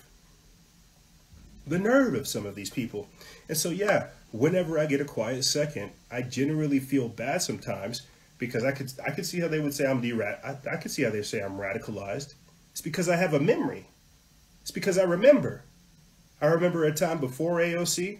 I remember a time before Joe Biden got entered into the scene. I remember this. I'm not radicalized because I see known liars and traitors perpetrating even more of their injustices upon the society and people not being informed on this. It's crazy. But let me do a little quick intro, and then we'll go ahead and start pulling people on and start talking about these things again. If you guys do not have the time to join us in the Instagram Live, you can do so with the Telegram audio live chat. We will be using guests from Telegram and Instagram, hopefully, today to go over these topics. If you guys want to support this operation, you can do so by joining our patreon.com/Freedom Faction exclusive membership program. I had talked about how I'm going to be coming up with a course with a content creation class next month to again use this position I'm in to try to help people get in the game is the best way I can describe it. Like come up with their own page, come up with their own post style, finding their own news outlets, their own sources and things like this and more. If you guys want to take part in that or you want to help with the creation of that, you can join our patreon.com/Freedom Faction exclusive membership program. We have bi-weekly meetings, we have chats. I'm really trying to explode it because I thoroughly believe that there will come a time where I won't have such freedom over here on Instagram or on Fedbook. This is why you see us trying to come up with different configurations. If you guys want to make sure you still get your content, if you guys want to make sure that we're still on air doing all this work, join our patreon.com/Freedom Faction. I will go behind a paywall. I had this thought like earlier this morning that between Vimeo and Patreon and many other subscriber-based services, we can still operate. But the same way you see them dwindling our reach on these platforms, even though they're air quotes free, it's not worth it, man. It's not worth it. So I would legitimately prefer to work with an audience that wants to work with me. That's the Patreon members. If you guys want to support us, you can do so there. And if you don't want to join the membership, you can donate to us directly, either via PayPal or through Cash App. I put the link for the Cash App right there, Cash App or cash.app/Freedom Faction. If you guys want to support us, send us some Bitcoin. Send us some of that Dogecoin y'all keep talking about. And then maybe we wouldn't have to spam My Patriot Supply or Patreon or any of these other revenue generating services to help amplify the work that we're doing. So yes, support the operation. I said this in the previous episode or the previous segment that, and we'll be talking about this on the podcast episode this week, that hackers had attempted to poison Florida's town water supply. Let me read a little bit of this. This says authorities in Pinellas County are investigating after an unknown individual attempted to hack the city of Oldsmar's water treatment plant system. During a press conference, Pinellas County Bub Gautieri said that an individual remotely accessed a computer for the water treatment facility and increased the amount of lye, sodium hydroxide, by more than 100 times the normal amount. It's used to control the acidity in water. My Patriot Supply has water filtration units. They also have air filtration units. They've also got storable goods, 4-week supply, multiple years worth supply. I don't want to say how much food I have here, but it's definitely something you guys should look into. With this most recent attack here on a water supply in a Biden administration, get yourself a water filtration unit. If you don't have one, you're probably drinking that fluoride. I saw people talking about that in the previous segment about fluoride and marijuana and stuff like that and how it messes with your pineal gland. Well, what the heck do you think lye and sodium hydroxide will do? So yeah, filter your water, take care of yourself, because no one else will. We are all we have. And the sad part is we have a fair amount of our country that has been given over to the spirit of evil and the spirit of delusion, and they now see freedom as they see it as a target. You would think that inherently people would want to be free, not people that are enslaved. If anything, they would want to enslave you so that you could serve in their suffering. And so this is where we're at. We need to protect ourselves. We need to think for ourselves. We need to do for ourselves. And with the abundance that we have, give to others. You see, I'll read this little quick quote, and then this quick verse. We read it in the previous segment, how we're the salt and light of the earth. Then we'll go ahead and start pulling people on. This comes from Matthew chapter 5, verse 13 through 16. You were the salt of the earth, but if the salt loses its saltiness, how can it be made salty again? It is no longer good for anything, except to be thrown out and trampled underfoot. You are the light of the world. A town built on a hill cannot be hidden. Neither do people light a lamp and put it under a bowl. Instead, they put it on its stand, and it gives light to everyone in the house. In the same way, let your light shine before others, that they may see your good deeds and glorify your Father in heaven. Again, that was Matthew chapter 5, verse 13 through 16.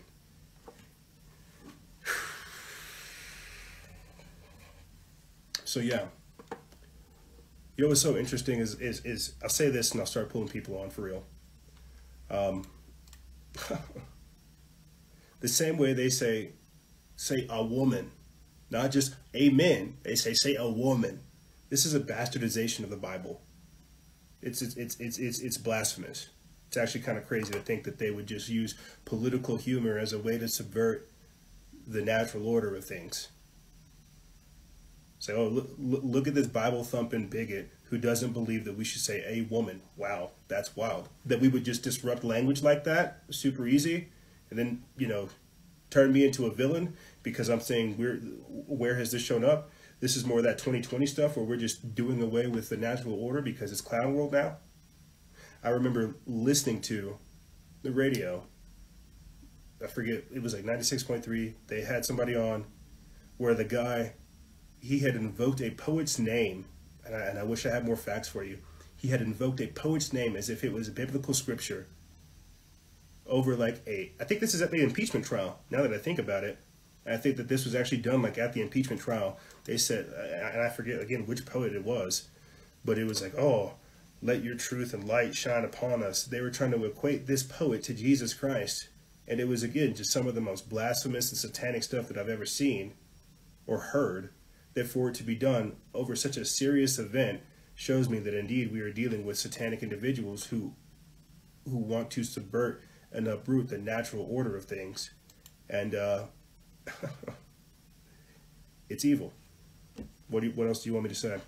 But let's go ahead and start getting people on. I have a couple more things I want to talk to you guys about, like Grimes and Lil Uzi Vert, Lucifer, making plans to get a brain chips. I want to talk about that. But let's go ahead and start pulling people on, and we will continue.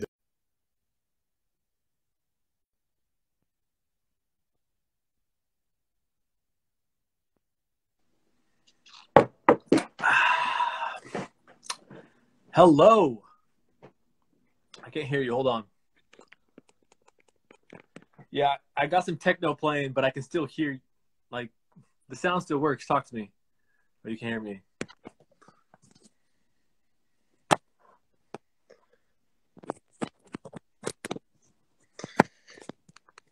You know what? Let's try this.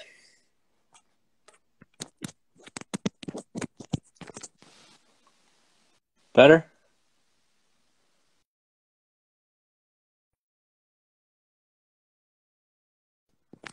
Sorry. There we go. I can hear you now. Cool. All right. That was my bad.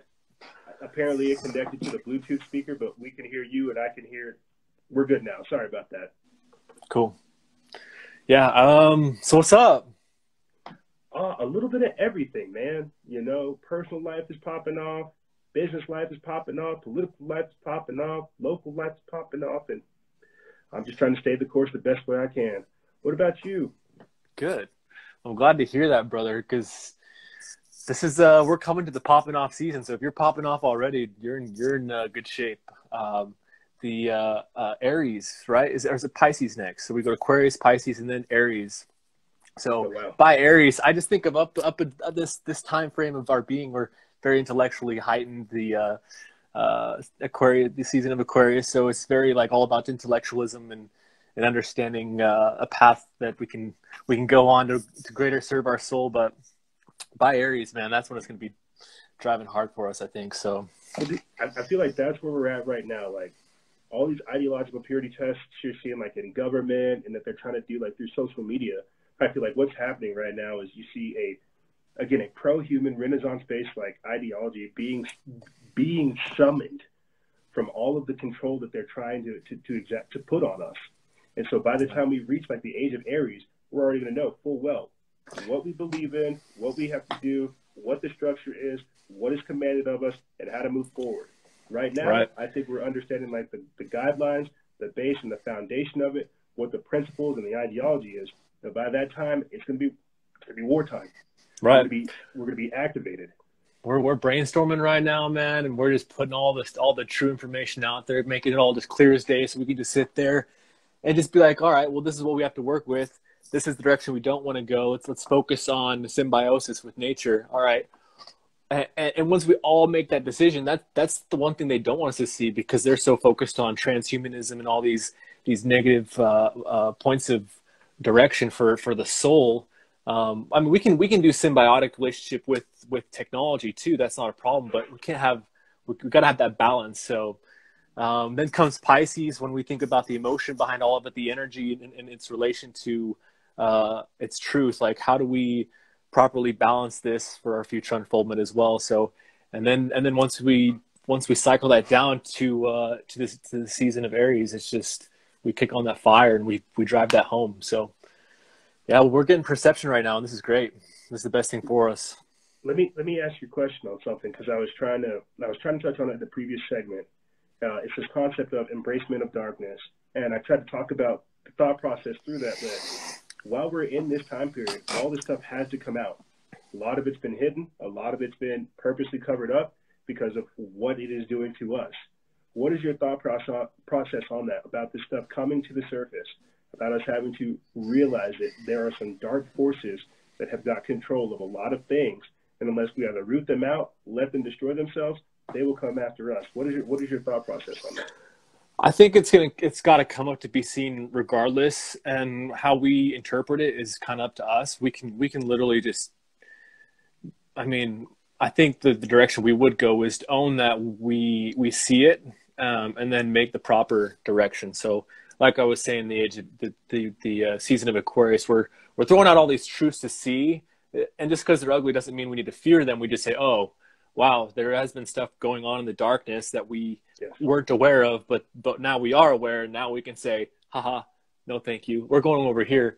And we instead of complaining about the future, thinking negatively of it, or the past of what happened or what they have created or what direction they want to go, we have to keep in mind, I believe, that the power is really within the people. And so when we make the decision of we actually have the power and we get to choose a direction, it's not about the fear that they're trying to drive into us. It's more about the direction we artfully choose to lead for ourselves. So taking control of that narrative for ourselves, and not by those who wish to control us. So by supporting creators that are for the true benevolent outcome for humanity, that's really where we should be focusing our energy and attention, and align ourselves to that greater element of connection, because the trust that we build within these key components of who we are and who we connect with is really important matter, because we're dealing with a lot of shady things we don't trust, like the Satanism, what you're considering darkness. I believe it is evil in darkness, but there is an element of darkness where it's like Gemini. It's like we have the element of darkness for the mystery, and it adds an element of fun, so long as that fun isn't disrespectful or harmful to others. So that's where you draw the line. Let me speak on that real quick, because I saw people talking about it in the previous segment. We're talking about the shadow work. To a degree, right. We're talking about the shadow work. How do we coexist, knowing full well that we want to go after the light, knowing that darkness is trying to attach itself to us? And I think for so long, so many people have tried to live life not aware of the darkness that's there, that when we found ourselves here, literally seeing it, hearing it, speaking it, they don't know how to navigate it. Did you want to speak on that real quick? I would say just be the light.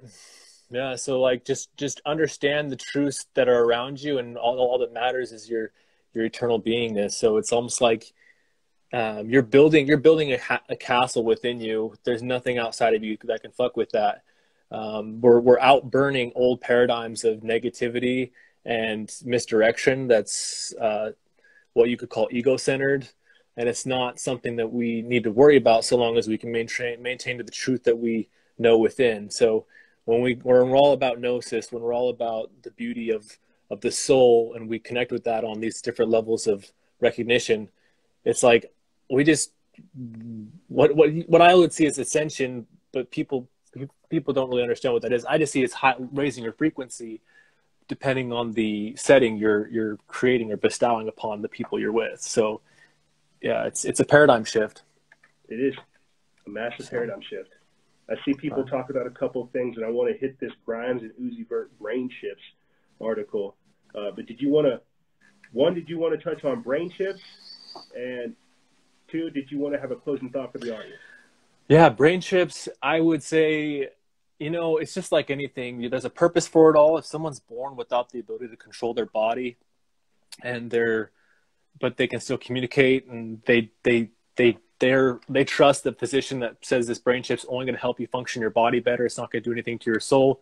And they trust that, and then they jump into that, and they can remove it later if they want. And they just make that decision to do it, and they're just the same person. They're just using it because we're able to work symbiotically with technology.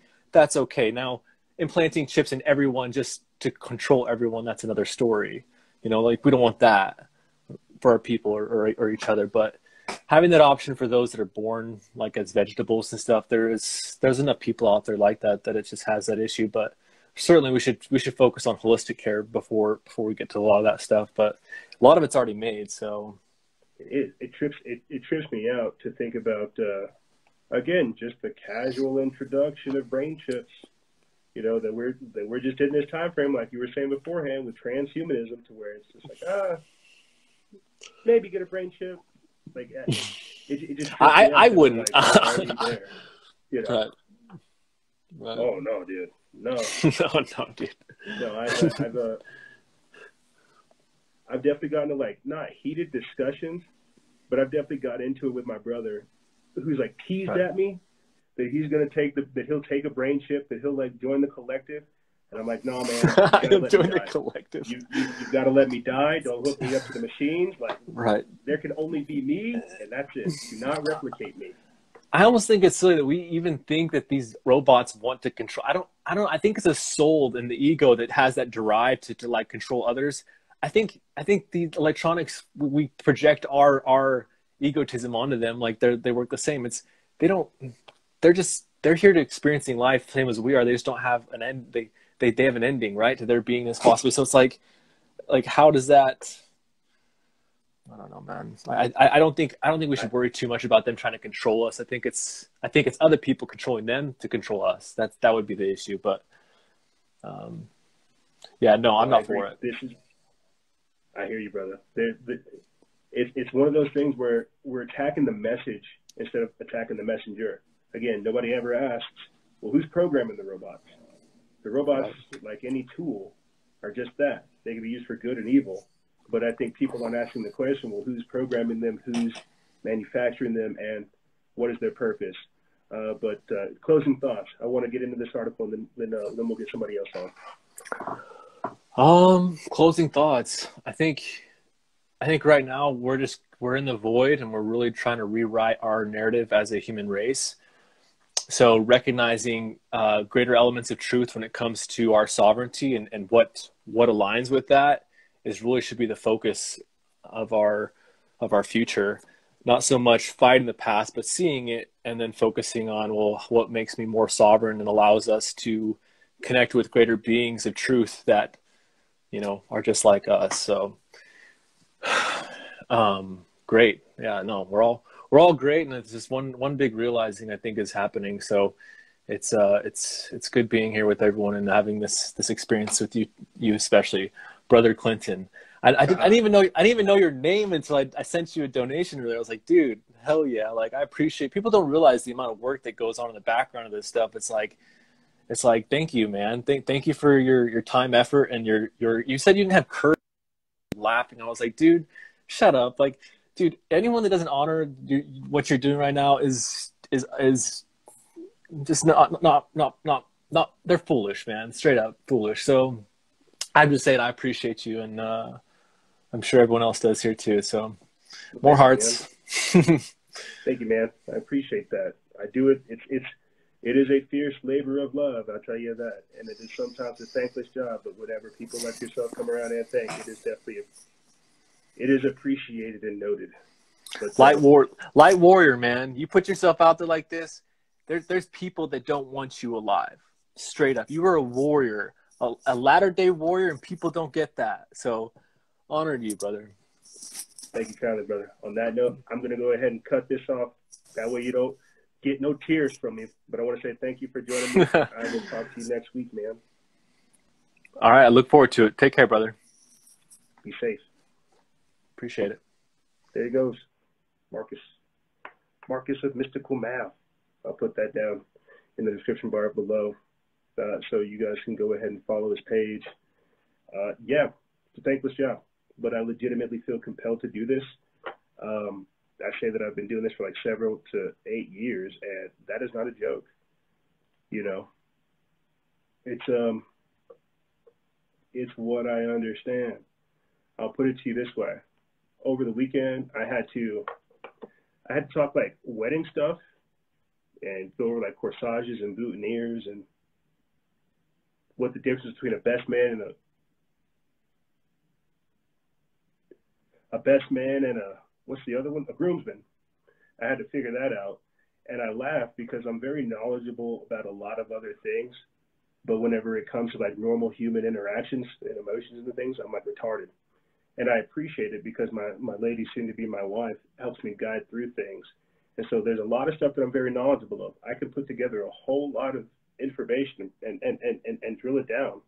But there is not stuff that I can't do. And finances is one of it, man. Normal social human things is kind of one of it. Organizing people, being a better leader is one of it. And so whenever I get up over here and I have this level of transparency with you guys, it's not to gloat or to grandstand or to be braggadocious. It's to say, hey, listen, I'm doing the best I can to step up in the face of all this adversity and putting my best foot forward. I cannot tell you guys how much I have learned simply being in this position, doing this type of work. And I tell you, I say it all the time, I'm not that smart, but the people that we're going up against have IQs well over 200. So I'm hoping that I could at least meet them half the way. You get me? And so we all have to step up a little bit more in how we're going about this and what we are facing, because it's not easy. One of our exclusive members asked me that. Miguel, one of our exclusive members had asked me that at our last meeting. He's like, man, I don't know how you do it. And to be honest, I don't know how I do it. I do it because I make time. You know, an hour here, an hour there, an hour here, 30 minutes there, 45 minutes there. Lo and behold, you've got yourself a show. If you can put it together, if you can slow yourself down enough to consolidate your thoughts and put it together, you can do this. But that's a part of the course creation, or the content creation course that we're going to be having for exclusive members, is figuring out what your aspect is, what your benefit is, what your talent is. That's why I hope, again, and I said this before, that my imperfections and sometimes inconsistencies can show you guys that you are capable of even greater things than myself. You just got to apply it. You've not got to come across yourself, but you got to come across or go against the world. go against this, right? It's very easy to fight amongst ourselves, but it's even harder to fight against this. And I think that's where we need to be coming from. How do we fight against this, not amongst each other? So, thank you, Marcus. Mystical Mav. I heard people in the chat. I was reading people in the chat talk about how about the Bible and astrology, New Ageism, and things like this. You know, what's actually crazy is I had to have my own intellectual reservations about things like flat Earth and more until I actually read the Bible, where it makes references to the four corners of the earth, how things like astronomy, things like astrology, how there are fixed stars, how there's stars in heaven, and things like this. I also read a quote that millionaires don't believe in astrology, billionaires do. And the reason I say that is there is nothing new under the sun. I'll say that one more time. There is nothing new under the sun. And if we don't take the time to look at how long humanity has been here and how long we can actually archive our history, then sometimes we're doomed to repeat it. So what does that have to do with the Bible and astrology? To a degree, the Bible actually predicts like astrology. It not predicts, but it talks about astrology. I don't have a presentation here to where I can come up and, you know, get into it with you guys. But again, it talks about the stars in the heavens. It talks about the seven heavens. It talks about the different layers of heaven. It talks about, again, earth and so much more, man. As above, so below. There's so many different references to what people could be described as occultism or more, that it really just takes a studying of the scriptures to kind of get those answers that you're looking for. And that's why, you know, it's very hard to go against that argument. Like, I think a better way to say it is the practice of astrology is what could be considered like New Ageism, but astrology itself is not like occult or esoteric. It's actually like abundant and in our face. But because people don't have that perception of it, it's seen as something strange. It's seen as something like occultic, when really it's not. Maybe I'll do like a show in the future where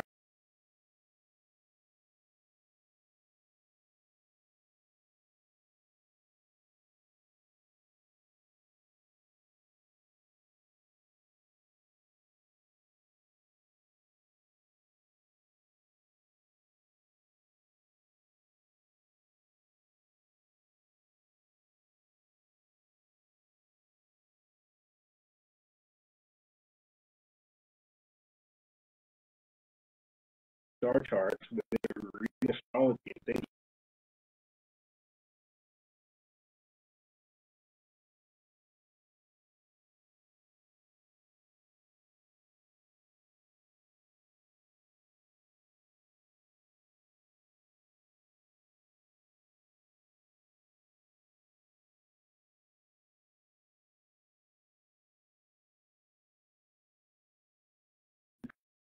In astrology, I think it could be the case of both, but very, very interesting to see that. But I'll say this: start getting our next guest on. I want to get into this article. He had made mention to transhumanism, and for people who are unfamiliar as to what transhumanism is, it is scientific Satanism is the easiest way for me to describe it. People, scientists, all of these things and more, that believe that they can create a better human. People are saying it's glitching a lot. Video says people are saying that it's paused, it's frozen, it's glitching a lot. Frozen. I'll move this way. Frozen. Uh-oh, astrology is too dangerous for the platform. They're hacking us. Very interesting. But since it hasn't frozen entirely, I'll go ahead and continue on. For people who are unfamiliar with transhumanism, it is the idea that you can merge yourself with machines, that God did a horrible job the first time, that we were created imperfect, and that through science and technology, we will be able to rebuild the human man. Again, that's what I mean by scientific Satanism, believing that God created us imperfect and that through science and technology, through man's own sheer willpower, that we can achieve godhood. There can be no other greater example than the article I'm about to read to you guys today. It comes from Ricky Scaparo. We put this up February 8th. It's from End Times Headlines. It says Grimes and Lil Uzi Vert make plans to get brain chips together. And again, very, very interesting, because what do we talk about? Like here, let me pull back. When I talk about techno-sorcery, arcana machina, right? People literally using technology to conduct magical workings, this is the type of stuff I'm talking about. We were just talking about the Bible and astrology, and we'll get into that, I'm sure. But what I'm trying to talk about with transhumanism is just that. Is people using these creations to subvert the natural order of things. I'll read this and then I'll get back into that thought process. It says Grimes and Lil Uzi Vert have announced plans on social media to get, quote, brain chips implanted together. The strange interaction occurred on Sunday, the February 8th, after Lil Uzi Vert tweeted Neuralink in reference to Elon Musk's plan to develop a computer interface that can be implanted in the human brain. Responding to the rapper's tweet, Grimes, who is married to Musk, wrote, quote, let's get brain chips, to which Lil Uzi replied, quote, I'm ready, when we doing it. The, quote, flesh without blood singer put a timeline on the plans, stating that, quote, let's aim to get brain chips by 2022. It's experimental surgery, but if it succeeds, we'll have the knowledge of the gods, ha ha. The knowledge of the gods, ha ha. And there it is. The knowledge of the gods, ha ha. Lil Uzi agreed, writing, okay, I will call you for more details. Now, let's pause right there, because what they're saying, the knowledge of the gods, the knowledge of the gods. What did we just talk about with Mystical Mav? What did we just talk about with Marcus right there? Who's programming the robots? Who's programming the information? Who's putting the information out there? Who has access to the knowledge of the gods? And why does brain chips allow that? For some of the exclusive members that are listening now and in the future, we've talked about this and how the actual brain chip, where it will be located, we've made mention to it throughout the entirety of the show, the seat of God, right? Where is that? Like right there. Where's the pineal gland?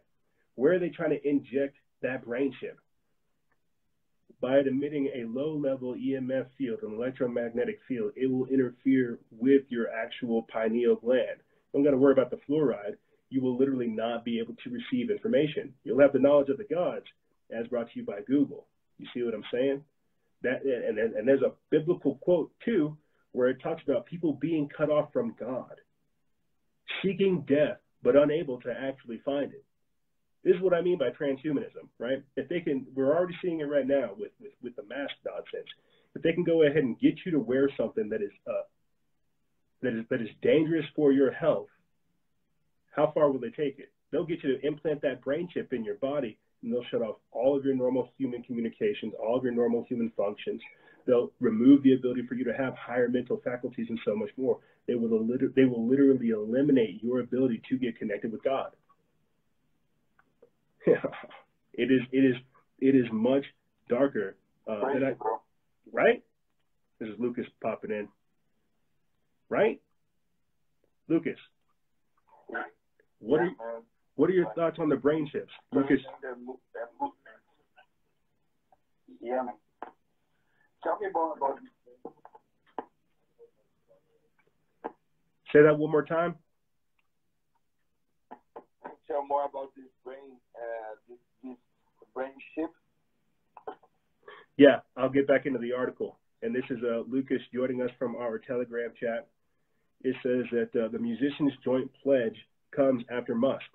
He told users on Clubhouse, an invite-only audio chat application created by the SpaceX entrepreneur, that Neuralink was recently successful in its installation of a chip into a monkey's brain.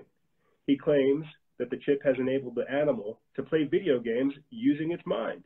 Quote, you can't even see where the neural implant was put in, except that he's got a slight light dark mohawk Musk told listeners. Recently, Lil Uzi made headlines with his elaborate piercing, a pink diamond worth $24 million, pierced into his forehead. So as Lil Uzi Vert, Lucifer, put a $24 million diamond in his head, he decided to take it a step farther and say, you know what, let's go ahead and get brain chips. And Elon Musk has talked about this, getting brain chips into people, having little kiosks at the mall to where you go in there, they stitch you up, right? And it's super cool. He wants to make it like he's trying to make it seem like it's commercial and trendy and super fun and non-painless, the same way they're pitching these vaccines. So what is it, Lucas? What is it about 2020 and 2021 to where injecting things in your body is now cool? What are your thoughts on that? Yeah, man, it's like they want to change the natural human being, right? But the thing about this is like this chip in your brain, they're gonna know when you're angry, when you're pissed off, right? So they're gonna have more control about you. So less freedom. So they are taking away our freedom, man. That's the sad part. Well, and freedom of thought, more importantly. Like, again, think about a brain chip. You literally no longer have control of your own thoughts. You're a part of a hive mind network to where there is no such thing as privacy. They have literally inserted the internet into your brain. There's no more privacy. There's no more individuality. We are not going to be able to talk bad about Bill Gates and Elon Musk, even in our thoughts, because they're going to control us. So it's crazy what it is. And I remember. And people like us gonna die, man, for sure when this happens, because they're not gonna let us live if we're not run away or something like this, They will either kill us, and I've talked about this, I think, with Miguel and Doob, one of our exclusive members. Things will get so crazy, and we had the quote, "Woe unto those that say evil for good and good for evil." Things are going to get so crazy that they're going to see us as the problem. They're going to see believers as the actual as the sinners. Like, let me explain that a little bit better. Yeah, we are now the Jews, And on top of that, if they don't kill us, this was the first point, and then I'll touch on that second point. If they don't kill us, they'll call us regressives. They'll call us dissidents. They'll call us retarded. They'll say, "Oh, look at these simple humans. They didn't get their brain chips like us. They're not cyborgs like us. They're not woke like us." So then you'll have people who have been deceived, being corrupted by the technology, actually going after believers. So deceivers will be the ones that kill believers, because we're believers in Christ. We're believers in the Bible. We see what's happening. We see these people trying to implant this technology in us. And because people have been so deceived, given over to this spirit of evil, they would say, "Look at these people not taking their brain chips. How dare they? I bet they didn't keep their masks on in 2020. Like, for sure, bro. It's this mindset. This is happening with the masks right now with us. People see us in the streets, say, "Oh, look, these people without the mask, they are genocide, like they are crazy." Dude, I get genocidal vibes when I see a church converted into a mass vaccination site. I won't lie. It all of this worries me, and we talked about it before the weekend, man.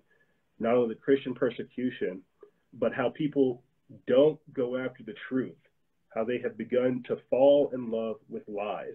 The delusion sounds much sweeter than reality, and it's only going to get worse from there, because the technology will enable that delusion. I made a joke about it on the exclusive members meeting. You imagine kids being on mushrooms and DMT in a VR room? VR. Exactly. It just worries me. People are going to create their own reality, man, like, because they are trying to annihilate truth, right? They want to destroy truth, so you have your own truth. What you think is right, what you think is wrong. But it's not like that, man. You have one truth, But people, they want to destroy the truth right now, so they can do this. Now you got Biden coming up with a ministry of truth. You got Harvard and the New York Times pushing Joe Biden to create a Ministry of Truth straight out of the 1984. Bro, did you see the Biden magazine cover of Key G? Where he was fingering A minor? Yeah. I see the magazine, man. Crazy. Yeah, bro. He's in California. I don't know. They say like word to the week. I don't know, man. Some bizarre stuff. It was a horrible Photoshop, but yeah, if you guys want to see Joe Biden, I'm sorry to sound crass, but if you guys want to see Joe Biden fingering A minor, go look at the most recent GQ magazine. And I say that because he's playing a guitar and his fingers on A minor, but it's hilarious because he's a joke, bro. Beijing Biden is a joke, and I hate to say it, but I feel like he is literally there to demoralize the nation. He is there to demoralize us and to make us feel inept, cucked, and weak. And as a man, I worry for the future of this country and the world with a compromised leader like that smiling in front of our faces. Like I didn't get around to posting it, but there was a reporter that had worked with Biden underneath the Obama administration, and he talked about following Biden from Russia to China to all these different places, and he talked about how Joe Biden's a talker, right? But he's not a leader. You saw Trump command the respect of other world leaders. Joe Biden is not a good leader. He's a talker. And in that operative's story, he talks about going to Ukraine with Joe Biden, linking up with Putin, and then Putin asks Biden a question, saying, "So what is your experience in here in Russia? Like, tell me about your history here in Russia." And Joe Biden, being the loudmouth that he is, the long-winded loudmouth that he is, he goes on this full-blown rant. Halfway through the rant, Putin turns the lights off, closes down the event, and moves on. Now, this is now the man who is supposedly the leader of the free world being disrespected by Putin. And we already see him basically bending over for China. This is a weak leader that has been installed, forcing us to demoralize ourselves, making us cucked and weak. And so, yeah, when they put him on that G cover, or that GQ magazine, that was them just parading a puppet in front of us. The enemy is laughing from U.S. right now, man, because it's like everybody's laughing, you know. It's sad, dude. These are the rules for clown. Like, the guy put like a transgender in the health administration, man. What the fuck is doing? Like, what is the messenger? Like, this is so like hyping right now. Like, people, I don't know, want to be a transgender, man. Like, what the fuck? Stay on in the sex you born, like. But Lucas, I can understand, man. Lucas, bro, that's more of that transhumanism that we were talking about. Like, we were talking about science and technology, believing that God did a horrible job, and that through science and technology we can build a better man. That's more of that transgenderism nonsense. Getting people to believe a delusional lie, saying that, oh, you don't like who you are, just change the channel, become somebody else. That's a problem. That's more of that delusional thinking. Exactly. But this is like a surgery that you cannot take back, you know, it's forever. So it's like sometimes people get like manipulate, like I don't know, man. Someone fooled these people, and then like she can get back, you know. If you change your sex, it's forever. So I don't know. It's just weird, man. And I don't know if it's trendy right now. So people are like, you see, with the years, more people doing this shit. So it's crazy, man, because it's like, it's nice right now. So if you want to be cool, become a transgender. So become like a fat person. I don't know, man. I have a personal story that I want to touch on with that. But did you want to leave a closing thought with the audience, and then I'll tell that story and get somebody on afterwards? No, man, just take care. everyone. Be safe. Take care of your health, be nature, sunlight, work out, eating good, and be with your family, man. And you take care, brother, with your family over there. I'll do the best I can, brother. Yeah, man. I know. We keep in touch. We'll be in touch. I appreciate you joining us, man. Thank you. Yeah, man. Later. There it goes. There's Lucas. Yeah, before not every show, every day now I'm running like 6 or 7 miles. It's just what I do. I love it. I love running in the snow. I love running in spring. I love just running, apparently. What I need to do is take me some of those like armored gloves I have and start punching up trees out there and just like building up that tolerance that way.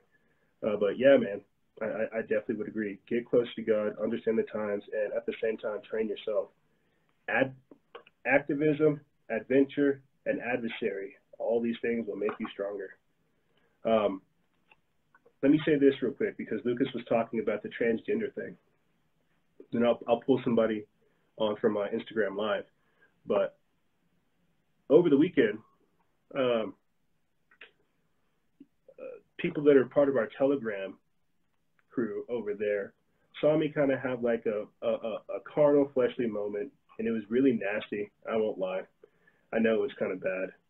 But I had pointed out how a childhood friend of mine, I found this out on Super Bowl Sunday, a childhood friend of mine decided to come out as a female. I don't know what his name is or what her name is, but I was honestly frustrated. Here, let me go ahead and read you guys exactly what I wrote February 7th. It said, fourth wave feminism is destroying the nuclear family as well as disrupting the natural order of procreation. No longer do women believe that they can do better than men. They now want to dominate and replace men in the world. Women empowerment has become just plain old male bashing and ultimately the destruction thereof. While this may seem targeted to women, in fact, it's aimed at the educational system as well as the socio-cultural norms, which have led us to a point where men can be comfortably inept and incompetent. That rant was inspired by seeing, again, one of my childhood friends be converted into a cisgendered white male. That's what they call them. And I say that because I was generally frustrated, more or less disappointed, I think is the word. But at the same time, I have to pull back and say, not only is there enough tail for not the two of us, only me now, just kidding, but frustrated because I could tell you how that happened. And when I say a childhood friend, I know all of the events that led up to this and how his most recent super woke girlfriend was the straw that broke the camel's back. I could tell you how he decided to abdicate his masculinity and become a female. And now I'm considered a bigoted homophobe for understanding this. And so I feel bad pointing this type of stuff out. But again, this is the socio-cultural norms that have led us here, where you've got, again, Joe Biden greenlighting this type of behavior, where you literally can tell like a man, like you're not a man no more, you're a woman. Don't shave your legs, or don't shave your armpits, shave your legs. Like it honestly frustrated me seeing it, but at the same time, I know how so many people are in that situation, and that's where we're at right now. This is that transhumanist aspect. It's not only physical, it's also spiritual. This is a part of the paradigm shift. I have nothing wrong with people getting in touch with their feminine side. I got nothing wrong with people understanding that the divine female, the sacred masculine, and things like this. But when people begin to make that full-blown conversion, again, abdicating their gender to fit a social agenda, dude, it's crazy. I guess I'm transphobic, I guess I'm xenophobic, and I guess I'm a bigot because I'm just like, what are you doing? You know, we were talking earlier in the show about fluoride and how that affects your pineal gland and how hackers are attempting to poison Florida's town water supply. There is for sure something in the water. We're talking about atrazine. We're talking about chemicals that are being introduced into the public populace, forcing them, not even forcing them, bioaccumulating, creating all of these different mutations essentially, and destroying us, man. Like, come on now. And then when you add the COVID aspect of all this, it's just like, how do people not see that there is an active agenda to eradicate and to not only depopulate, but dehumanize humanity? And like, again, I guess I can't help but think of the age-old lie of Lucifer saying that, don't you know that you are gods? And then tricking Eve into biting the apple. Like, I can't help but think of how that's transhumanism, saying that you are imperfect. Don't you know you're messed up? You need our help to be a better human. But people being lost, not understanding that that's a part of the lie and the deception, an age-old lie, that they can't get it. So it's crazy. Everything we're saying is crazy, that transhumanism is the crux of all this. And let's go ahead and get somebody else on to change the flow of conversation. Humble geniuses. Humble geniuses, join us. What's good, my brother? What's going on, man? How are you? Man, good. Just sitting here, man. Just watching the comments, man. Seeing everybody kind of comment on it. And, you know, you don't argue religion, right? You're not supposed to. But, I mean, at the end of the day, man, we're talking about I see the more in the comments that everybody is bashed. Well, not kind of bashing, but I think what everybody needs to realize is everyone was raised differently. And God will only judge you according to what you know. And everyone will have a chance to experience God, Jesus, Yahweh. My bad, I was getting a phone call. Can you hear me? You're all good. I can hear you. Everybody will have their own chance to experience God, and he'll come to you in his own way, and you'll know it's him. Whether or not you are whatever you are, we all are powered from one source. And I think people don't understand. We all are powered, no matter if you're an atheist, if you are a Buddhist. I worship Jesus. I worship the God that lives today in this very moment. Amen. Buddha's dead. Prophet Elijah Muhammad, dead.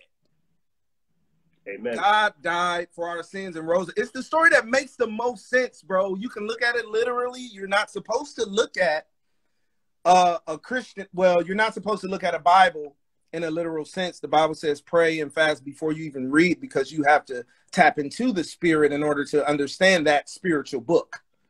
Amen. Before you even approach it and pick it up, you're supposed to pray. Why? It's a spiritual book. You're supposed to ask the source for guidance and understanding on what it is. Now, me, I was raised Christian, because people tend to try to get into your life, you know, when you speak. So I was raised Christian. My dad was a pastor, but my best friend, man, I worked on him. And I don't want to say I worked on him, but God worked on him through me, because he didn't see. There you go. He didn't see me waver in my belief. I said, bro, they can come cut my head off right now and tell me to denounce Jesus. I'll die for what I believe in, bro. Well, let me so many things I want to touch on with that, because you were just on fire. Talk about that a little bit more, though. Like, how come people don't have like a radical faith, or how come people think that like spirituality or getting close to God, like that's something candy? Why is it that actually getting deep, getting knowledgeable, getting immersed like in your faith and understanding that, how come people don't find strength from getting closer to God? Like, what is your thought process on that? Mine is because my answer to that question is because the inability, people do what they want to do. People research what they want to research.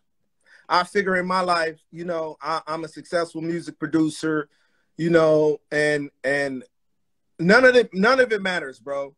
I'm successful in the world's light of success. None of it matters, bro, because it's about just getting back to God. We only here for 80 score years.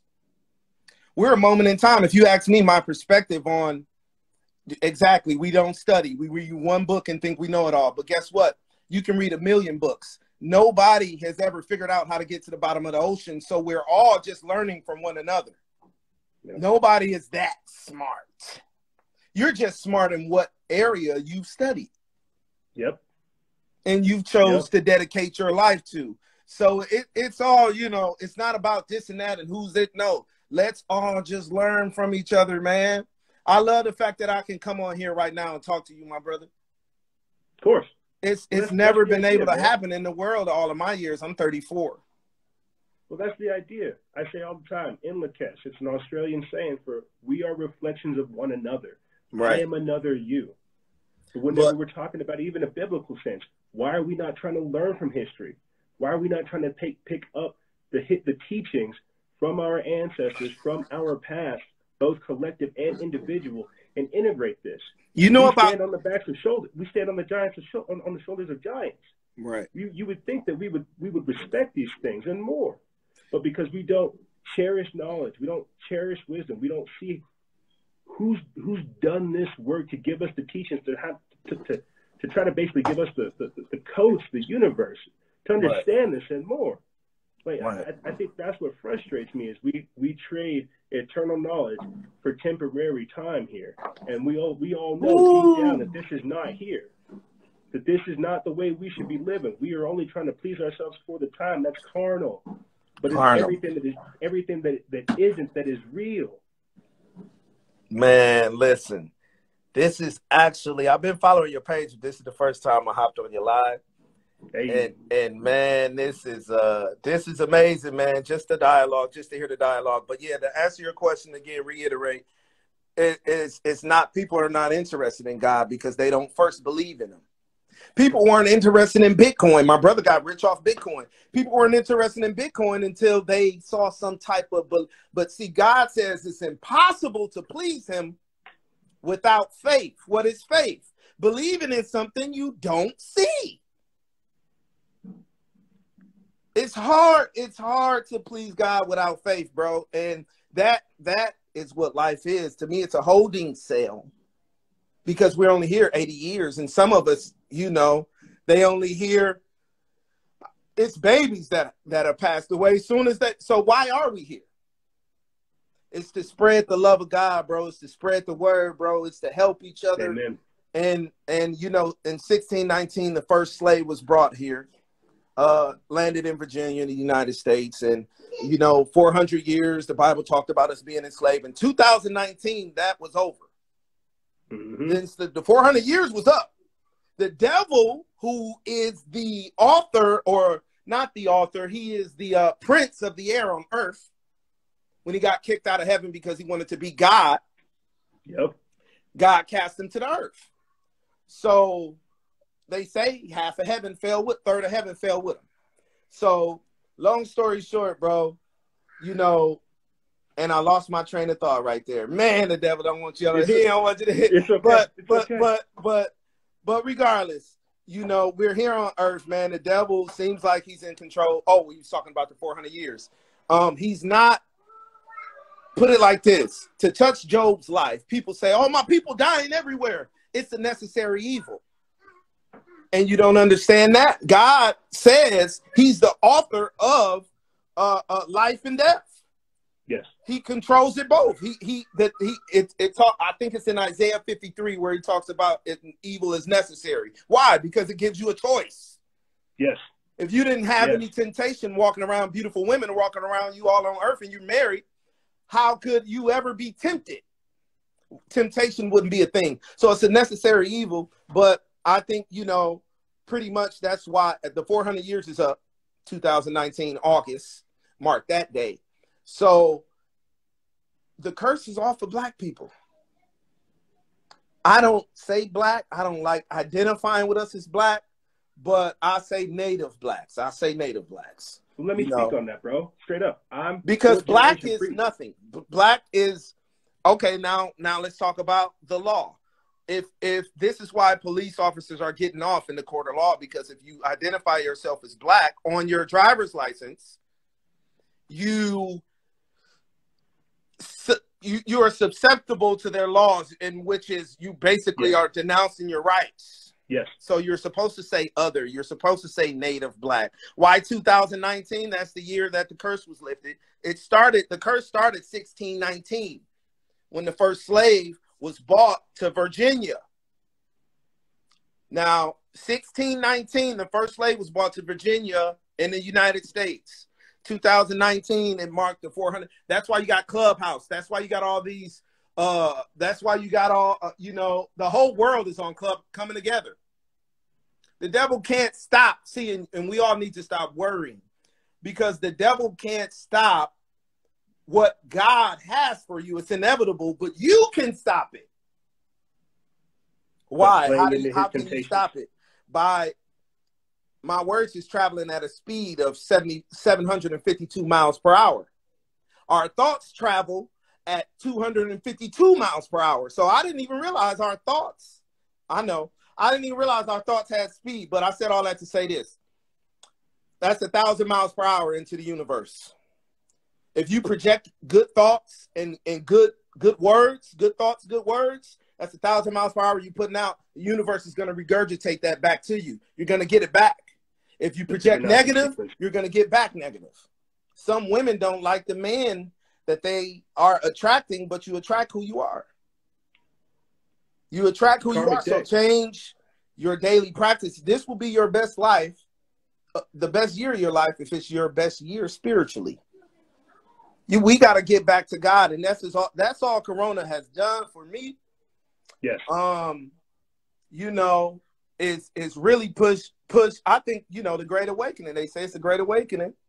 When Saturn looks at Jupiter, Jupiter stares at Saturn, and Saturn was the first. We can get into all the astrology, bro. I've been like when I look at you, I see information.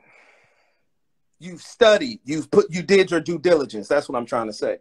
And I'm not trying to take up all the time. I know I want to leave. Bro, you're fine. I want to sharing your truth. Time to anyone else who wants to speak. But we made up of carbon. We also made up of carbon and copper. If you open our brains, it's carbon and copper in an area. We're electrical beings, which Dr. Sebi taught us. And I was on him 2009, 2010. I was studying Sebi. Now he's popular and everybody's selling CMOS, but but that's a different conversation. But yes, how are they did a good number on us, bro. They spent trillions of dollars to divide us a year.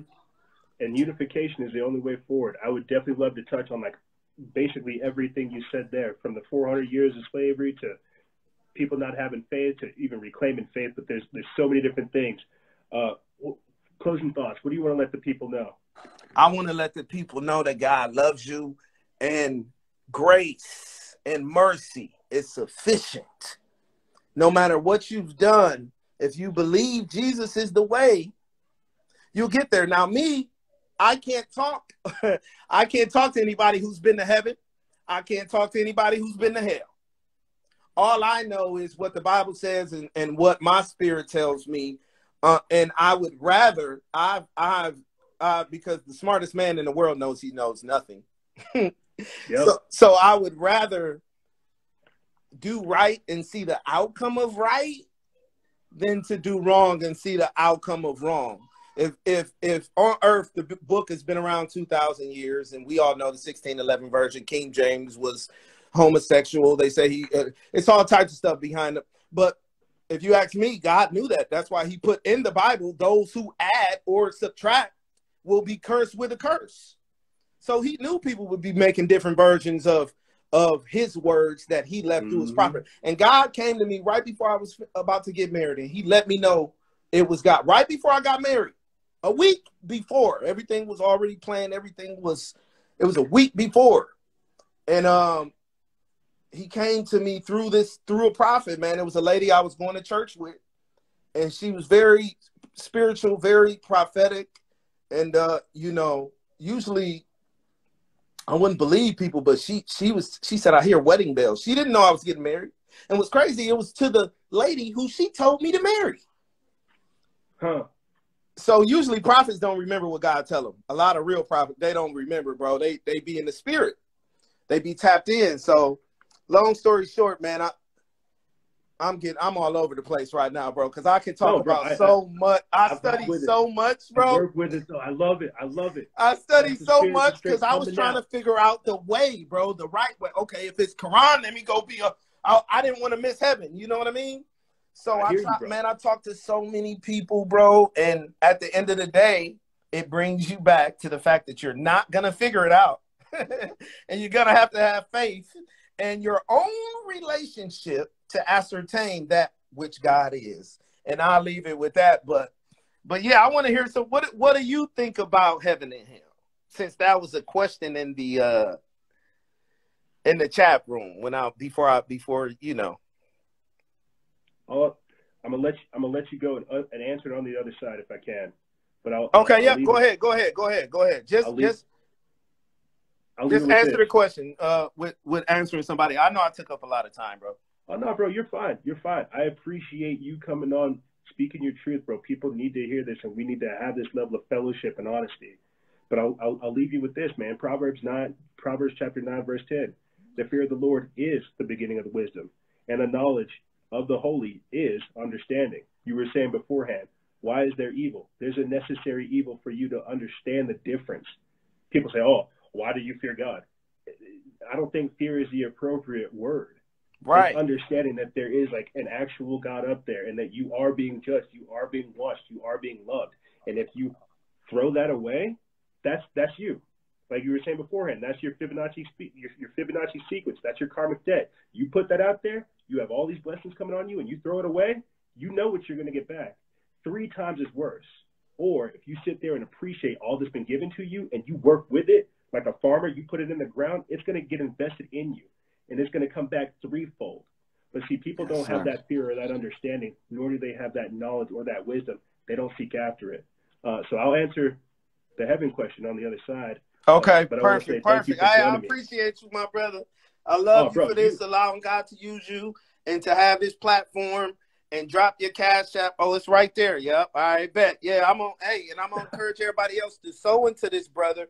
If what we talked about has blessed you, because people don't even understand the power of giving, bro, but they want to receive all the time. The first law is to give. So I'm done. I love you, my brother, and I appreciate you. I'm cash apping you right now. Join us next week. Yes, sir. I will. All right. Yes, sir. There he goes. Humble Genius. What was Humble Genius? Genius USE2. Humble Genius 2. Heck yeah, man. I'm so glad. I told this to Miguel, our exclusive member. I was like, man, I'm so sorry that we have not been having spiritual episodes.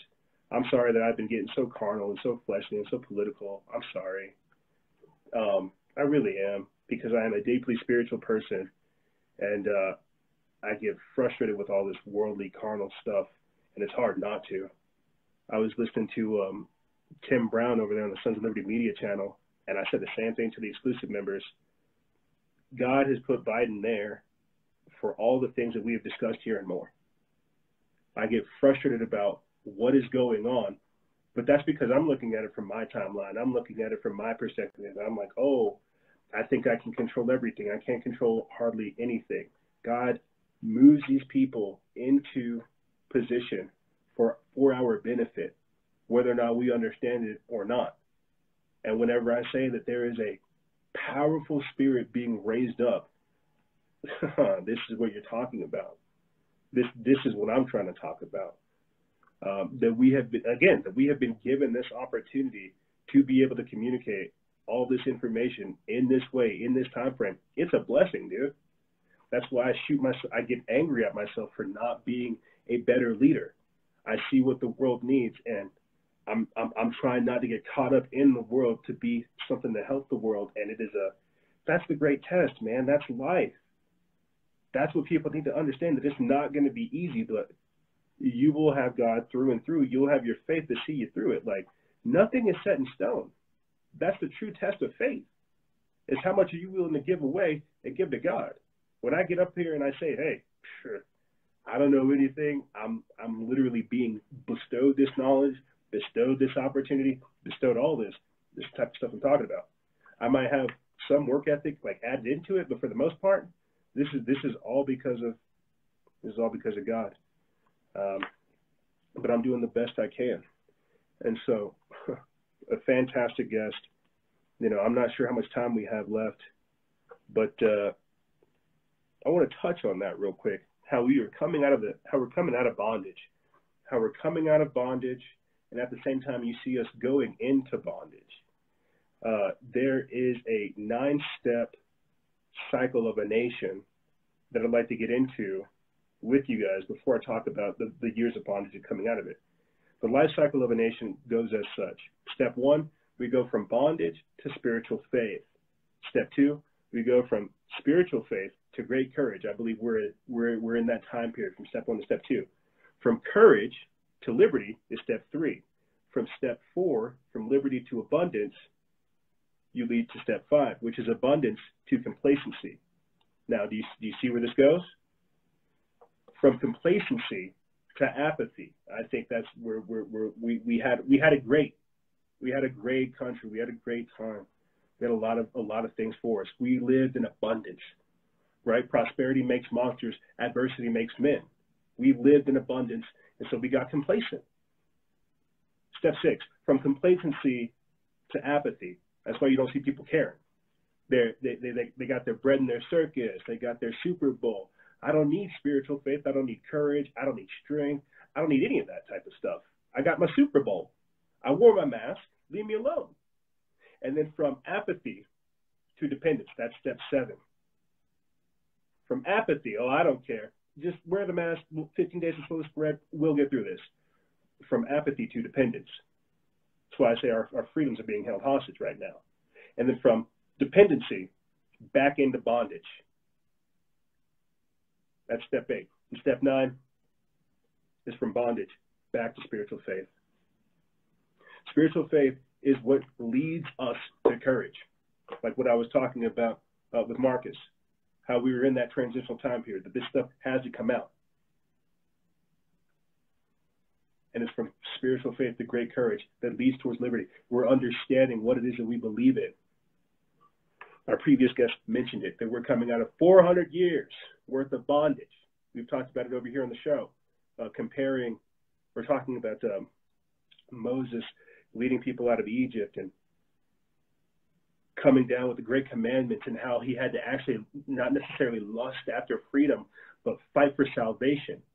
This is what we've been talking about throughout the entirety of the show. Radical faith, a radical devotion to liberty and freedom. You don't see that no more. You don't see people caring about that type of stuff. That's passé. That's lame. But that's my frustration, is because I see us being led into bondage and people not fighting it. Because they don't have the courage to. They don't have the courage to love liberty. But once you've been set free, the world is your oyster. So many different things. Powerful calls. Let's see if we can try to cram in one more guest. Jensen, join us, my friend. Let's go ahead and get Jensen in here from the UK. Oh, maybe he can give us some thoughts from across the pond. Hello. Jensen, how are you? Can you hear me? Yeah, I'm not bad. How are you? I can hear you, brother. Can you hear me? Can you hear me? Am I lagging out? I can hear you. Can you hear me? No. Yeah, I can hear you all right, yeah. Yeah, sound. Yeah, I just joined because I heard that, I heard the guy before who joined speaking about the Bible and God and whatnot, and it's like, I heard him say, you know, you'll know when he comes. Well, you know, he's come for me now. And, you know, the last time on here, I was talking about my breakthrough experience, and I was just thinking to myself, like, oh shit, I fucked up. because I don't know. I feel like the type of stuff I was doing before, I kind of feel it's a bit. I don't know. I kind of want to. I want to know your point of view on this type of stuff, because from what I can see, I haven't been researching into this, and I still need to start reading the Bible and whatnot. But from what I can see, it's God from the Bible versus the serpent. That's just how it comes to my head for some reason. It's God versus the serpent, God versus the Kundalini serpent, not just the Kundalini serpent, but the serpent from the Egypt, from all these different ancient civilizations, what still the people in charge still worshipping today, and what's deceiving so many people. And it's this new age stuff as well, man. This is what I've kind of realised. It's like this new age stuff. It's like, I'm pretty sure the same serpent is deceiving all these other people into. Do you know what I'm trying to say? I hear you entirely. And I'll catch up new listeners, people that weren't with us during our last conversation. Jensen was, and correct me if I'm wrong, you did some DMT, you had like a breakthrough experience, you saw the face of God, and it left you, as most trips do, contemplating the nature of reality, your individual self and God as a whole. Is that about a good way to summarize it? Yeah, pretty much. And then Yeah, having the conversations definitely. that we're having here is making you kind of think, well, what did I experience? Because you were coming into contact with that God source energy, with God, but at the same time you were recognizing that something was trying to manipulate or desecrate your trip. Like something tried to hijack your moment. Is that a good way to summarize it as well? Yeah, I mean, you can say that, but it's also the fact of just my action. I mean, me actually taking that DMT. I mean, it just doesn't really seem. I mean, it doesn't seem like a good thing to do. I mean, it does. I mean, it makes you a better person, and it's made me a better person, and it can heal people and whatnot. But it's like, I don't think you should be tapping into that stuff, because it's because it's like it's shown me too much, and I'm telling you, Freedom, yeah, it's like after that breakthrough, the type of things I've been thinking in a sober mind, like the type of actually been thinking about, I have no idea how I've actually been and why I've been thinking about these things. It's like things I've never been thinking about before. It's like I've awakened to something, and all the time, every single day, in certain parts of the day, it's like I feel a presence, and it's like sometimes, especially before bed, sometimes I'll just zone out and I'll feel this presence there again, and then I'll start thinking fucking weird. I'll start thinking weird again, thinking these weird. Happens a lot when I smoke weed as well. Why would you consider them? Start thinking these why weird. Would you consider them weird? And the reason I ask is because we're talking about DMT, we're talking about weed, and we're also talking about your sober mind trying to reach you. Like, think about that as well, bro. Because these things that are out there, to a degree, they are designed to kind of nerf our spiritual components of existing. But why would, after doing DMT, why would these feelings feel weird? And I think, like, what I'm trying to say is, yeah, your mind has been open. People are saying it in the comments. A part of you has been unlocked that cannot ever go back to normal, and you've got to reconcile how to live with this new reality. Definitely, and this is the key. There is definitely darker elements, lower vibrational entities, demons, that are trying to get into your life, seeing that you're awake now. And so there are competing forces trying to grab your attention. There's the carnal force that's saying, hey, in order for you to get the truths, smoke the weed, do the DMT, do these things like that. And then there's that sober-minded force, that natural Holy Spirit that tries to reach out to you in their idle times, whenever you're open. And sometimes the carnal mind, the flesh, sometimes finds that overwhelming and tries to smother that to nerf the experience. So don't shy away from that. Actually delve into that and think about how you're being communicated to and what you're feeling whenever you're having this moment. Because I can tell you, my friend, that is definitely something you need to, it's a sense, right? It's just something that comes over you to where you kind of feel like, not necessarily anxiety ridden or stressed, but you feel a presence somewhat come over you. Yeah.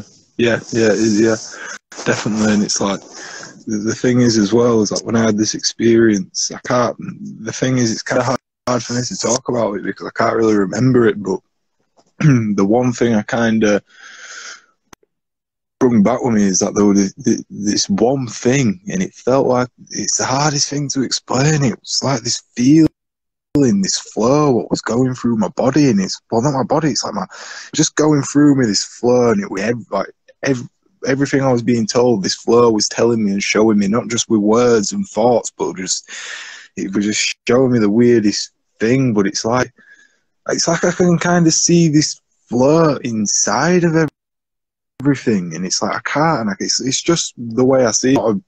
It's not a reality, but it's just the way I see things. It's kind of like I can see it in everything, and it's like there's obviously good and there's evil, and it's like you can see which paths everyone's on, who you come across, obviously with getting to know them and speaking to them, you can see which paths they're on. And then it's obviously opened me up a lot more to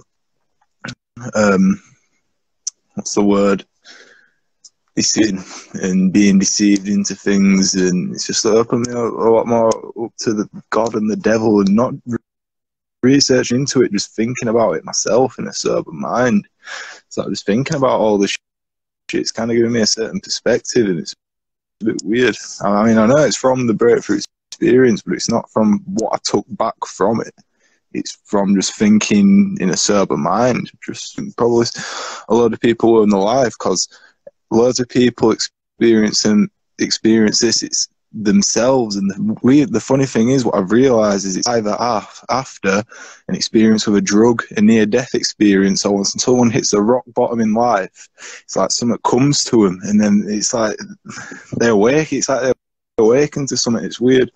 Does it make sense what I'm saying? Like, honestly. Oh, no, bro.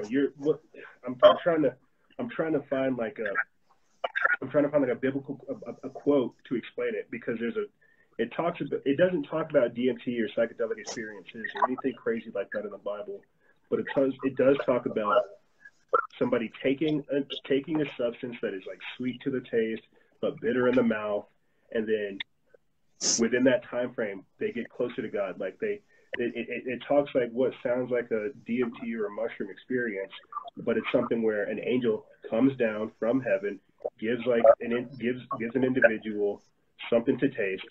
They eat it, and then in the actual scripture, it talks about how they were transported out of their body, and then they came into contact with God. And so, is this a psychedelic experience? Is this a transcendental experience? Is this an out-of-body experience? This is something that happens where we have things here terrestrially that push us out of our carnal experience to where we understand the spiritual nature of reality and how we communicate there. But at the same time, it also talks about staying away from pharmakeia, witchcraft, and things like this. There are natural things that allow us to communicate with God and to understand Him, but then there's also the natural way that God communicates with us. Like we say it all the time, the mushrooms and drugs can't be used as as a shortcut to communicate with God, because He is trying to establish a relationship with you. You've got to understand how to work that muscle instead of taking the shortcut. And so I'm not sure if that answers your question. Yeah, it's like what this experience is, or what this demonstrates, is that there are multiple ways to communicate with God, and to a degree, we have to be okay with ourselves when having that conversation, because God is perfect. God is, period. It's us that sometimes has that hang up, or that sometimes restraint in calling or reaching out to Him. And so with these experiences that you're going through, you might be trying to work through an actual breakthrough experience without the DMT, without the mushrooms, without the use of these hallucinogens or these psychedelics. And so that's very real. You were talking about it, being overcome by this presence, because you can feel it, but you're not sure how to navigate it. And so that's all. You're just trying to figure out, again, what your tools are, what that connection is, and how to open up that line of connection in a time like this. Oh, yeah, I totally agree. It's weird, because I don't think this type of thing, what's happening, I don't think I needed the DMT breakthrough for it to happen. I think it comes along when it's meant to come along, and it happens to everyone. Well, it doesn't happen to everyone. That's the thing. Some people, it just simply, it seems just not to happen to. But then others, I don't want a spiritual awakening. I just don't want to use that phrase because it just makes me cringe. But you know what I'm trying to say. Well, if you're seeking after it, bro, what happens when you actually find it? What happens whenever you're like that dog going after the bone that finally gets it? What happens whenever he appears to you? Are you ready?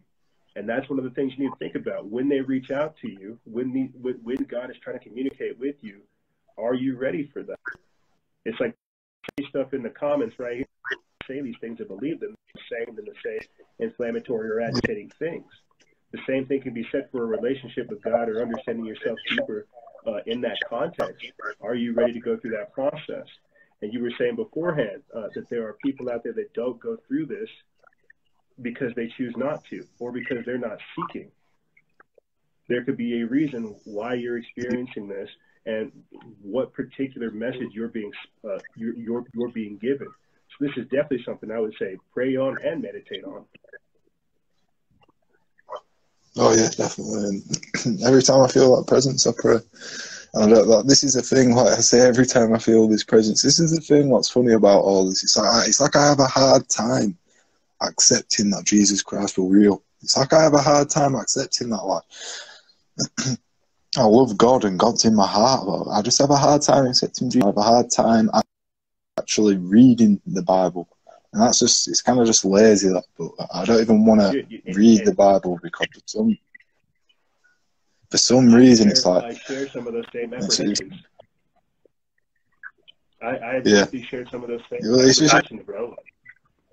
Recognizing the deity of Jesus Christ was definitely something hard for me. Yeah, how can a book what's being written by man, how can it not have been used with bad intentions over the times? I don't understand how it couldn't have been touched, how the Bible's not untouched. I mean, don't get me wrong, I'm not totally casting out the Bible's teachings. No, I'm not doing that. I'm just talking about the book itself and some of the stuff it says. I'm not talking about all the scriptures. I'm just talking about some of the stuff. Some of the stuff must be twisted, and it must be. And then it's like I had this weird thought the other day, like God. Well, every time I say God in my prayer, because I don't use Jesus Christ, so I don't use his other name, or I literally just say God. And then I was thinking to myself, well, why am I saying God? Because what if that word just got literally just put in society over time, and all it means is gold, oil, and drugs, and that's what we're praying to? I mean, it's a bit far fetched, isn't it? But this is what the type of stuff what I mean. Like, what am I supposed to trust? And then there's trust in myself, yeah. But then obviously we're trusting yourself. You get all these delusional thoughts. You know, you can go a bit far fetched with a thing, like, you know, when you're trying to. To touch on a couple of things, man. You know, I've definitely had an issue of recognizing the deity of Jesus Christ, and I think one of the things that kind of did it for me was the Shroud of Turin, and whenever they were able to literally see, like, the impression of Jesus, like in a cloth, and so, and they talk about it too, like when looking at the Shroud of Turin, how there was like a magic, not magic, but there was a massive, like, energetic burst that was able to help burn in the image of Jesus on top of his blood, like, on there. And so that was one thing. And they've discussed Nazareth. Like, there's a lot of archaeological evidence to prove that Jesus Christ was an actual person. And so for me, it took time actually going through like all of the different things that just couldn't be real. Like you were mentioning beforehand, how the Bible has been manipulated, how they've removed books, right? Well, then you look at things like the Dead Sea Scrolls, and then you look at how they didn't remove the Book of Enoch from the Ethiopian Bible, and how there's countless other books from the Bible that have been removed that have somehow surfaced. And so, and it talks about that too in the Bible. Whenever they remove and then add books, the way that it should, like, the teachings still get out there. And I think that's again, more of the testament of the validity of the Bible is that it doesn't matter how much man tries to manipulate the word still comes out. It shows, and it shows again man's folly in the manipulation thereof. And so there's a lot of things that I've had to personally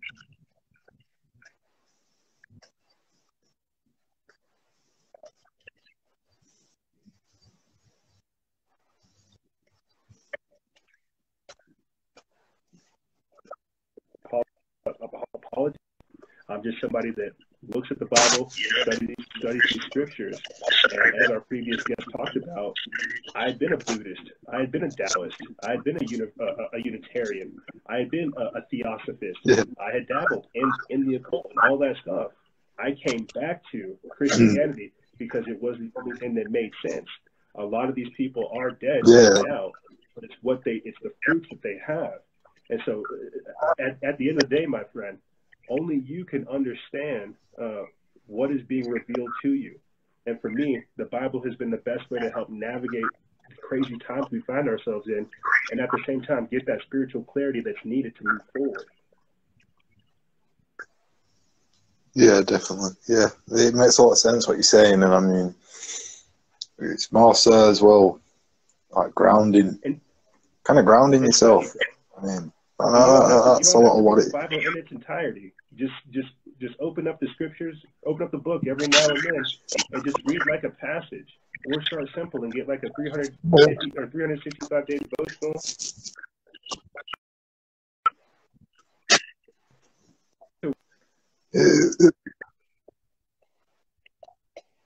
What we're talking about.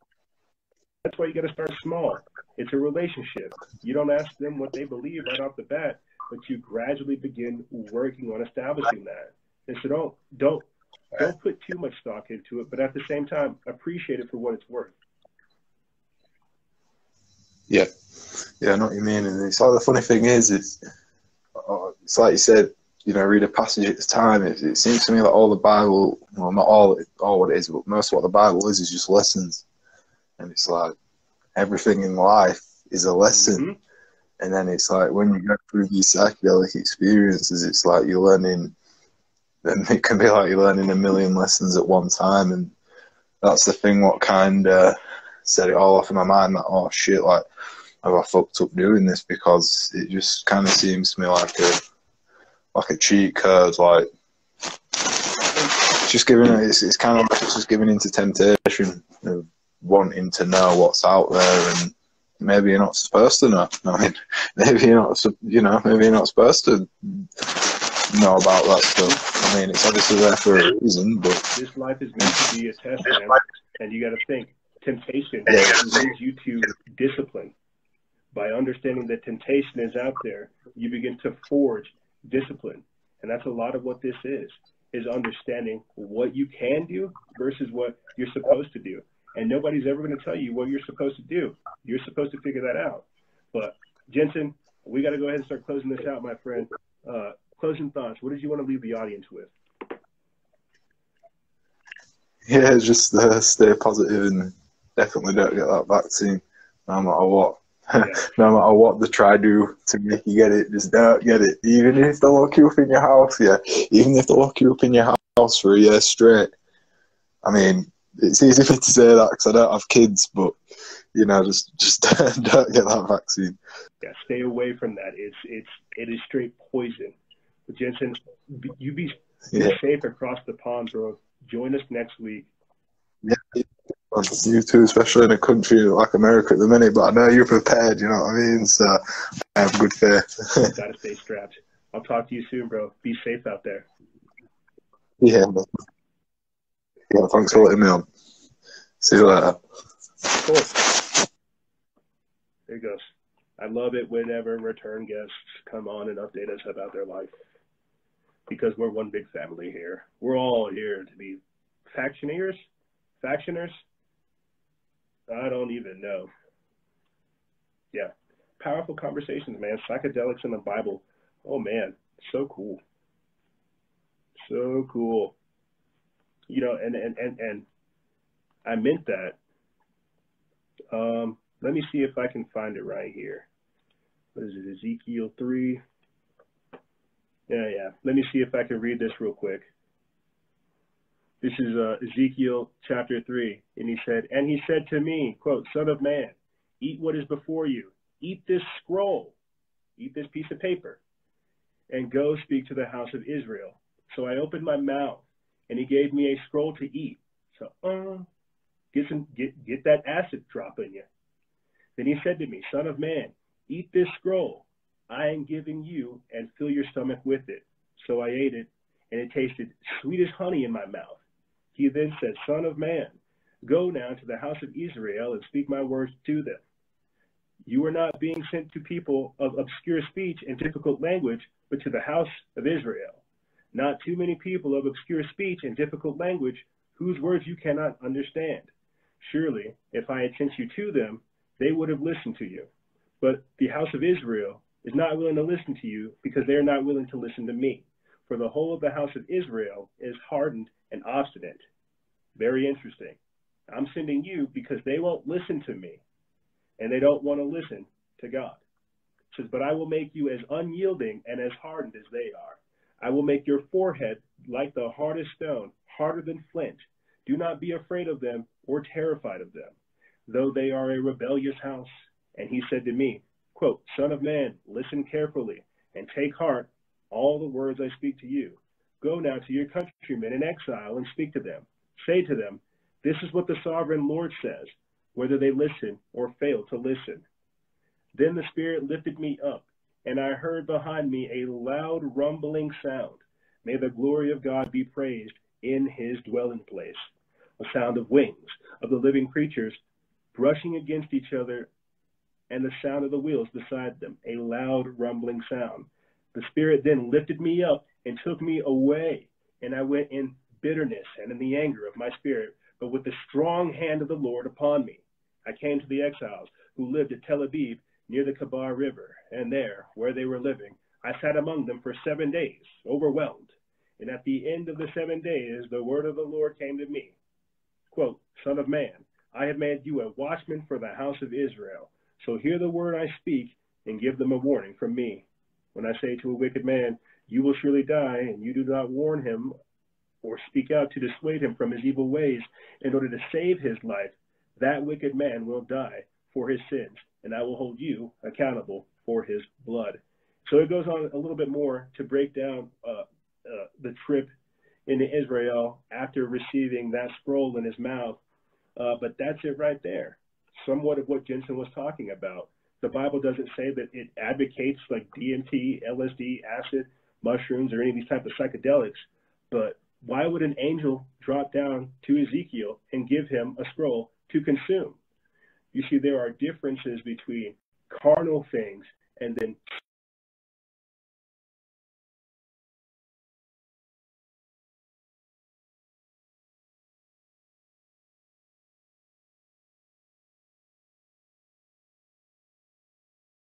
join our or share it with a friend. Somebody said, how do I talk to people right now about all the stuff that's going on? Don't. Send it to me. Send it. I'll talk to them. You can be like, you see that thing I sent you? That thing is crazy, huh? But did you hear what he really said? It's hard to talk to people about these types of things. It's hard to have a lexicon to break this type of stuff down. It's not going to be easy. That's why you've got to start simple. And the same way I was telling you that you got to start simple with the relationship with God, it's the same way you start simple with the learning of truth, disseminating information, and getting it out there, man. None of this is easy. But like I told you before, 2 Timothy chapter 1, verse 7, for God has not given us a spirit of fear, but of power and of love and of a sound mind. And that's all I'm here for power and love. But like I said, ladies and gentlemen, that's all I really have for you guys and gals. If you have any questions, feel free to email me. I'll have it in the description bar below. And as always, guys and gals, stay vigilant. Expose lies and share truth. This is Moisera, Freedom Faction. Let me see if I can get this right. Jensen, Mystical Mad, Humble Geniuses, and Lucas. We're all out of here. We'll catch you guys next week. Be safe. We'll be here, Lord willing, coronavirus free, next week.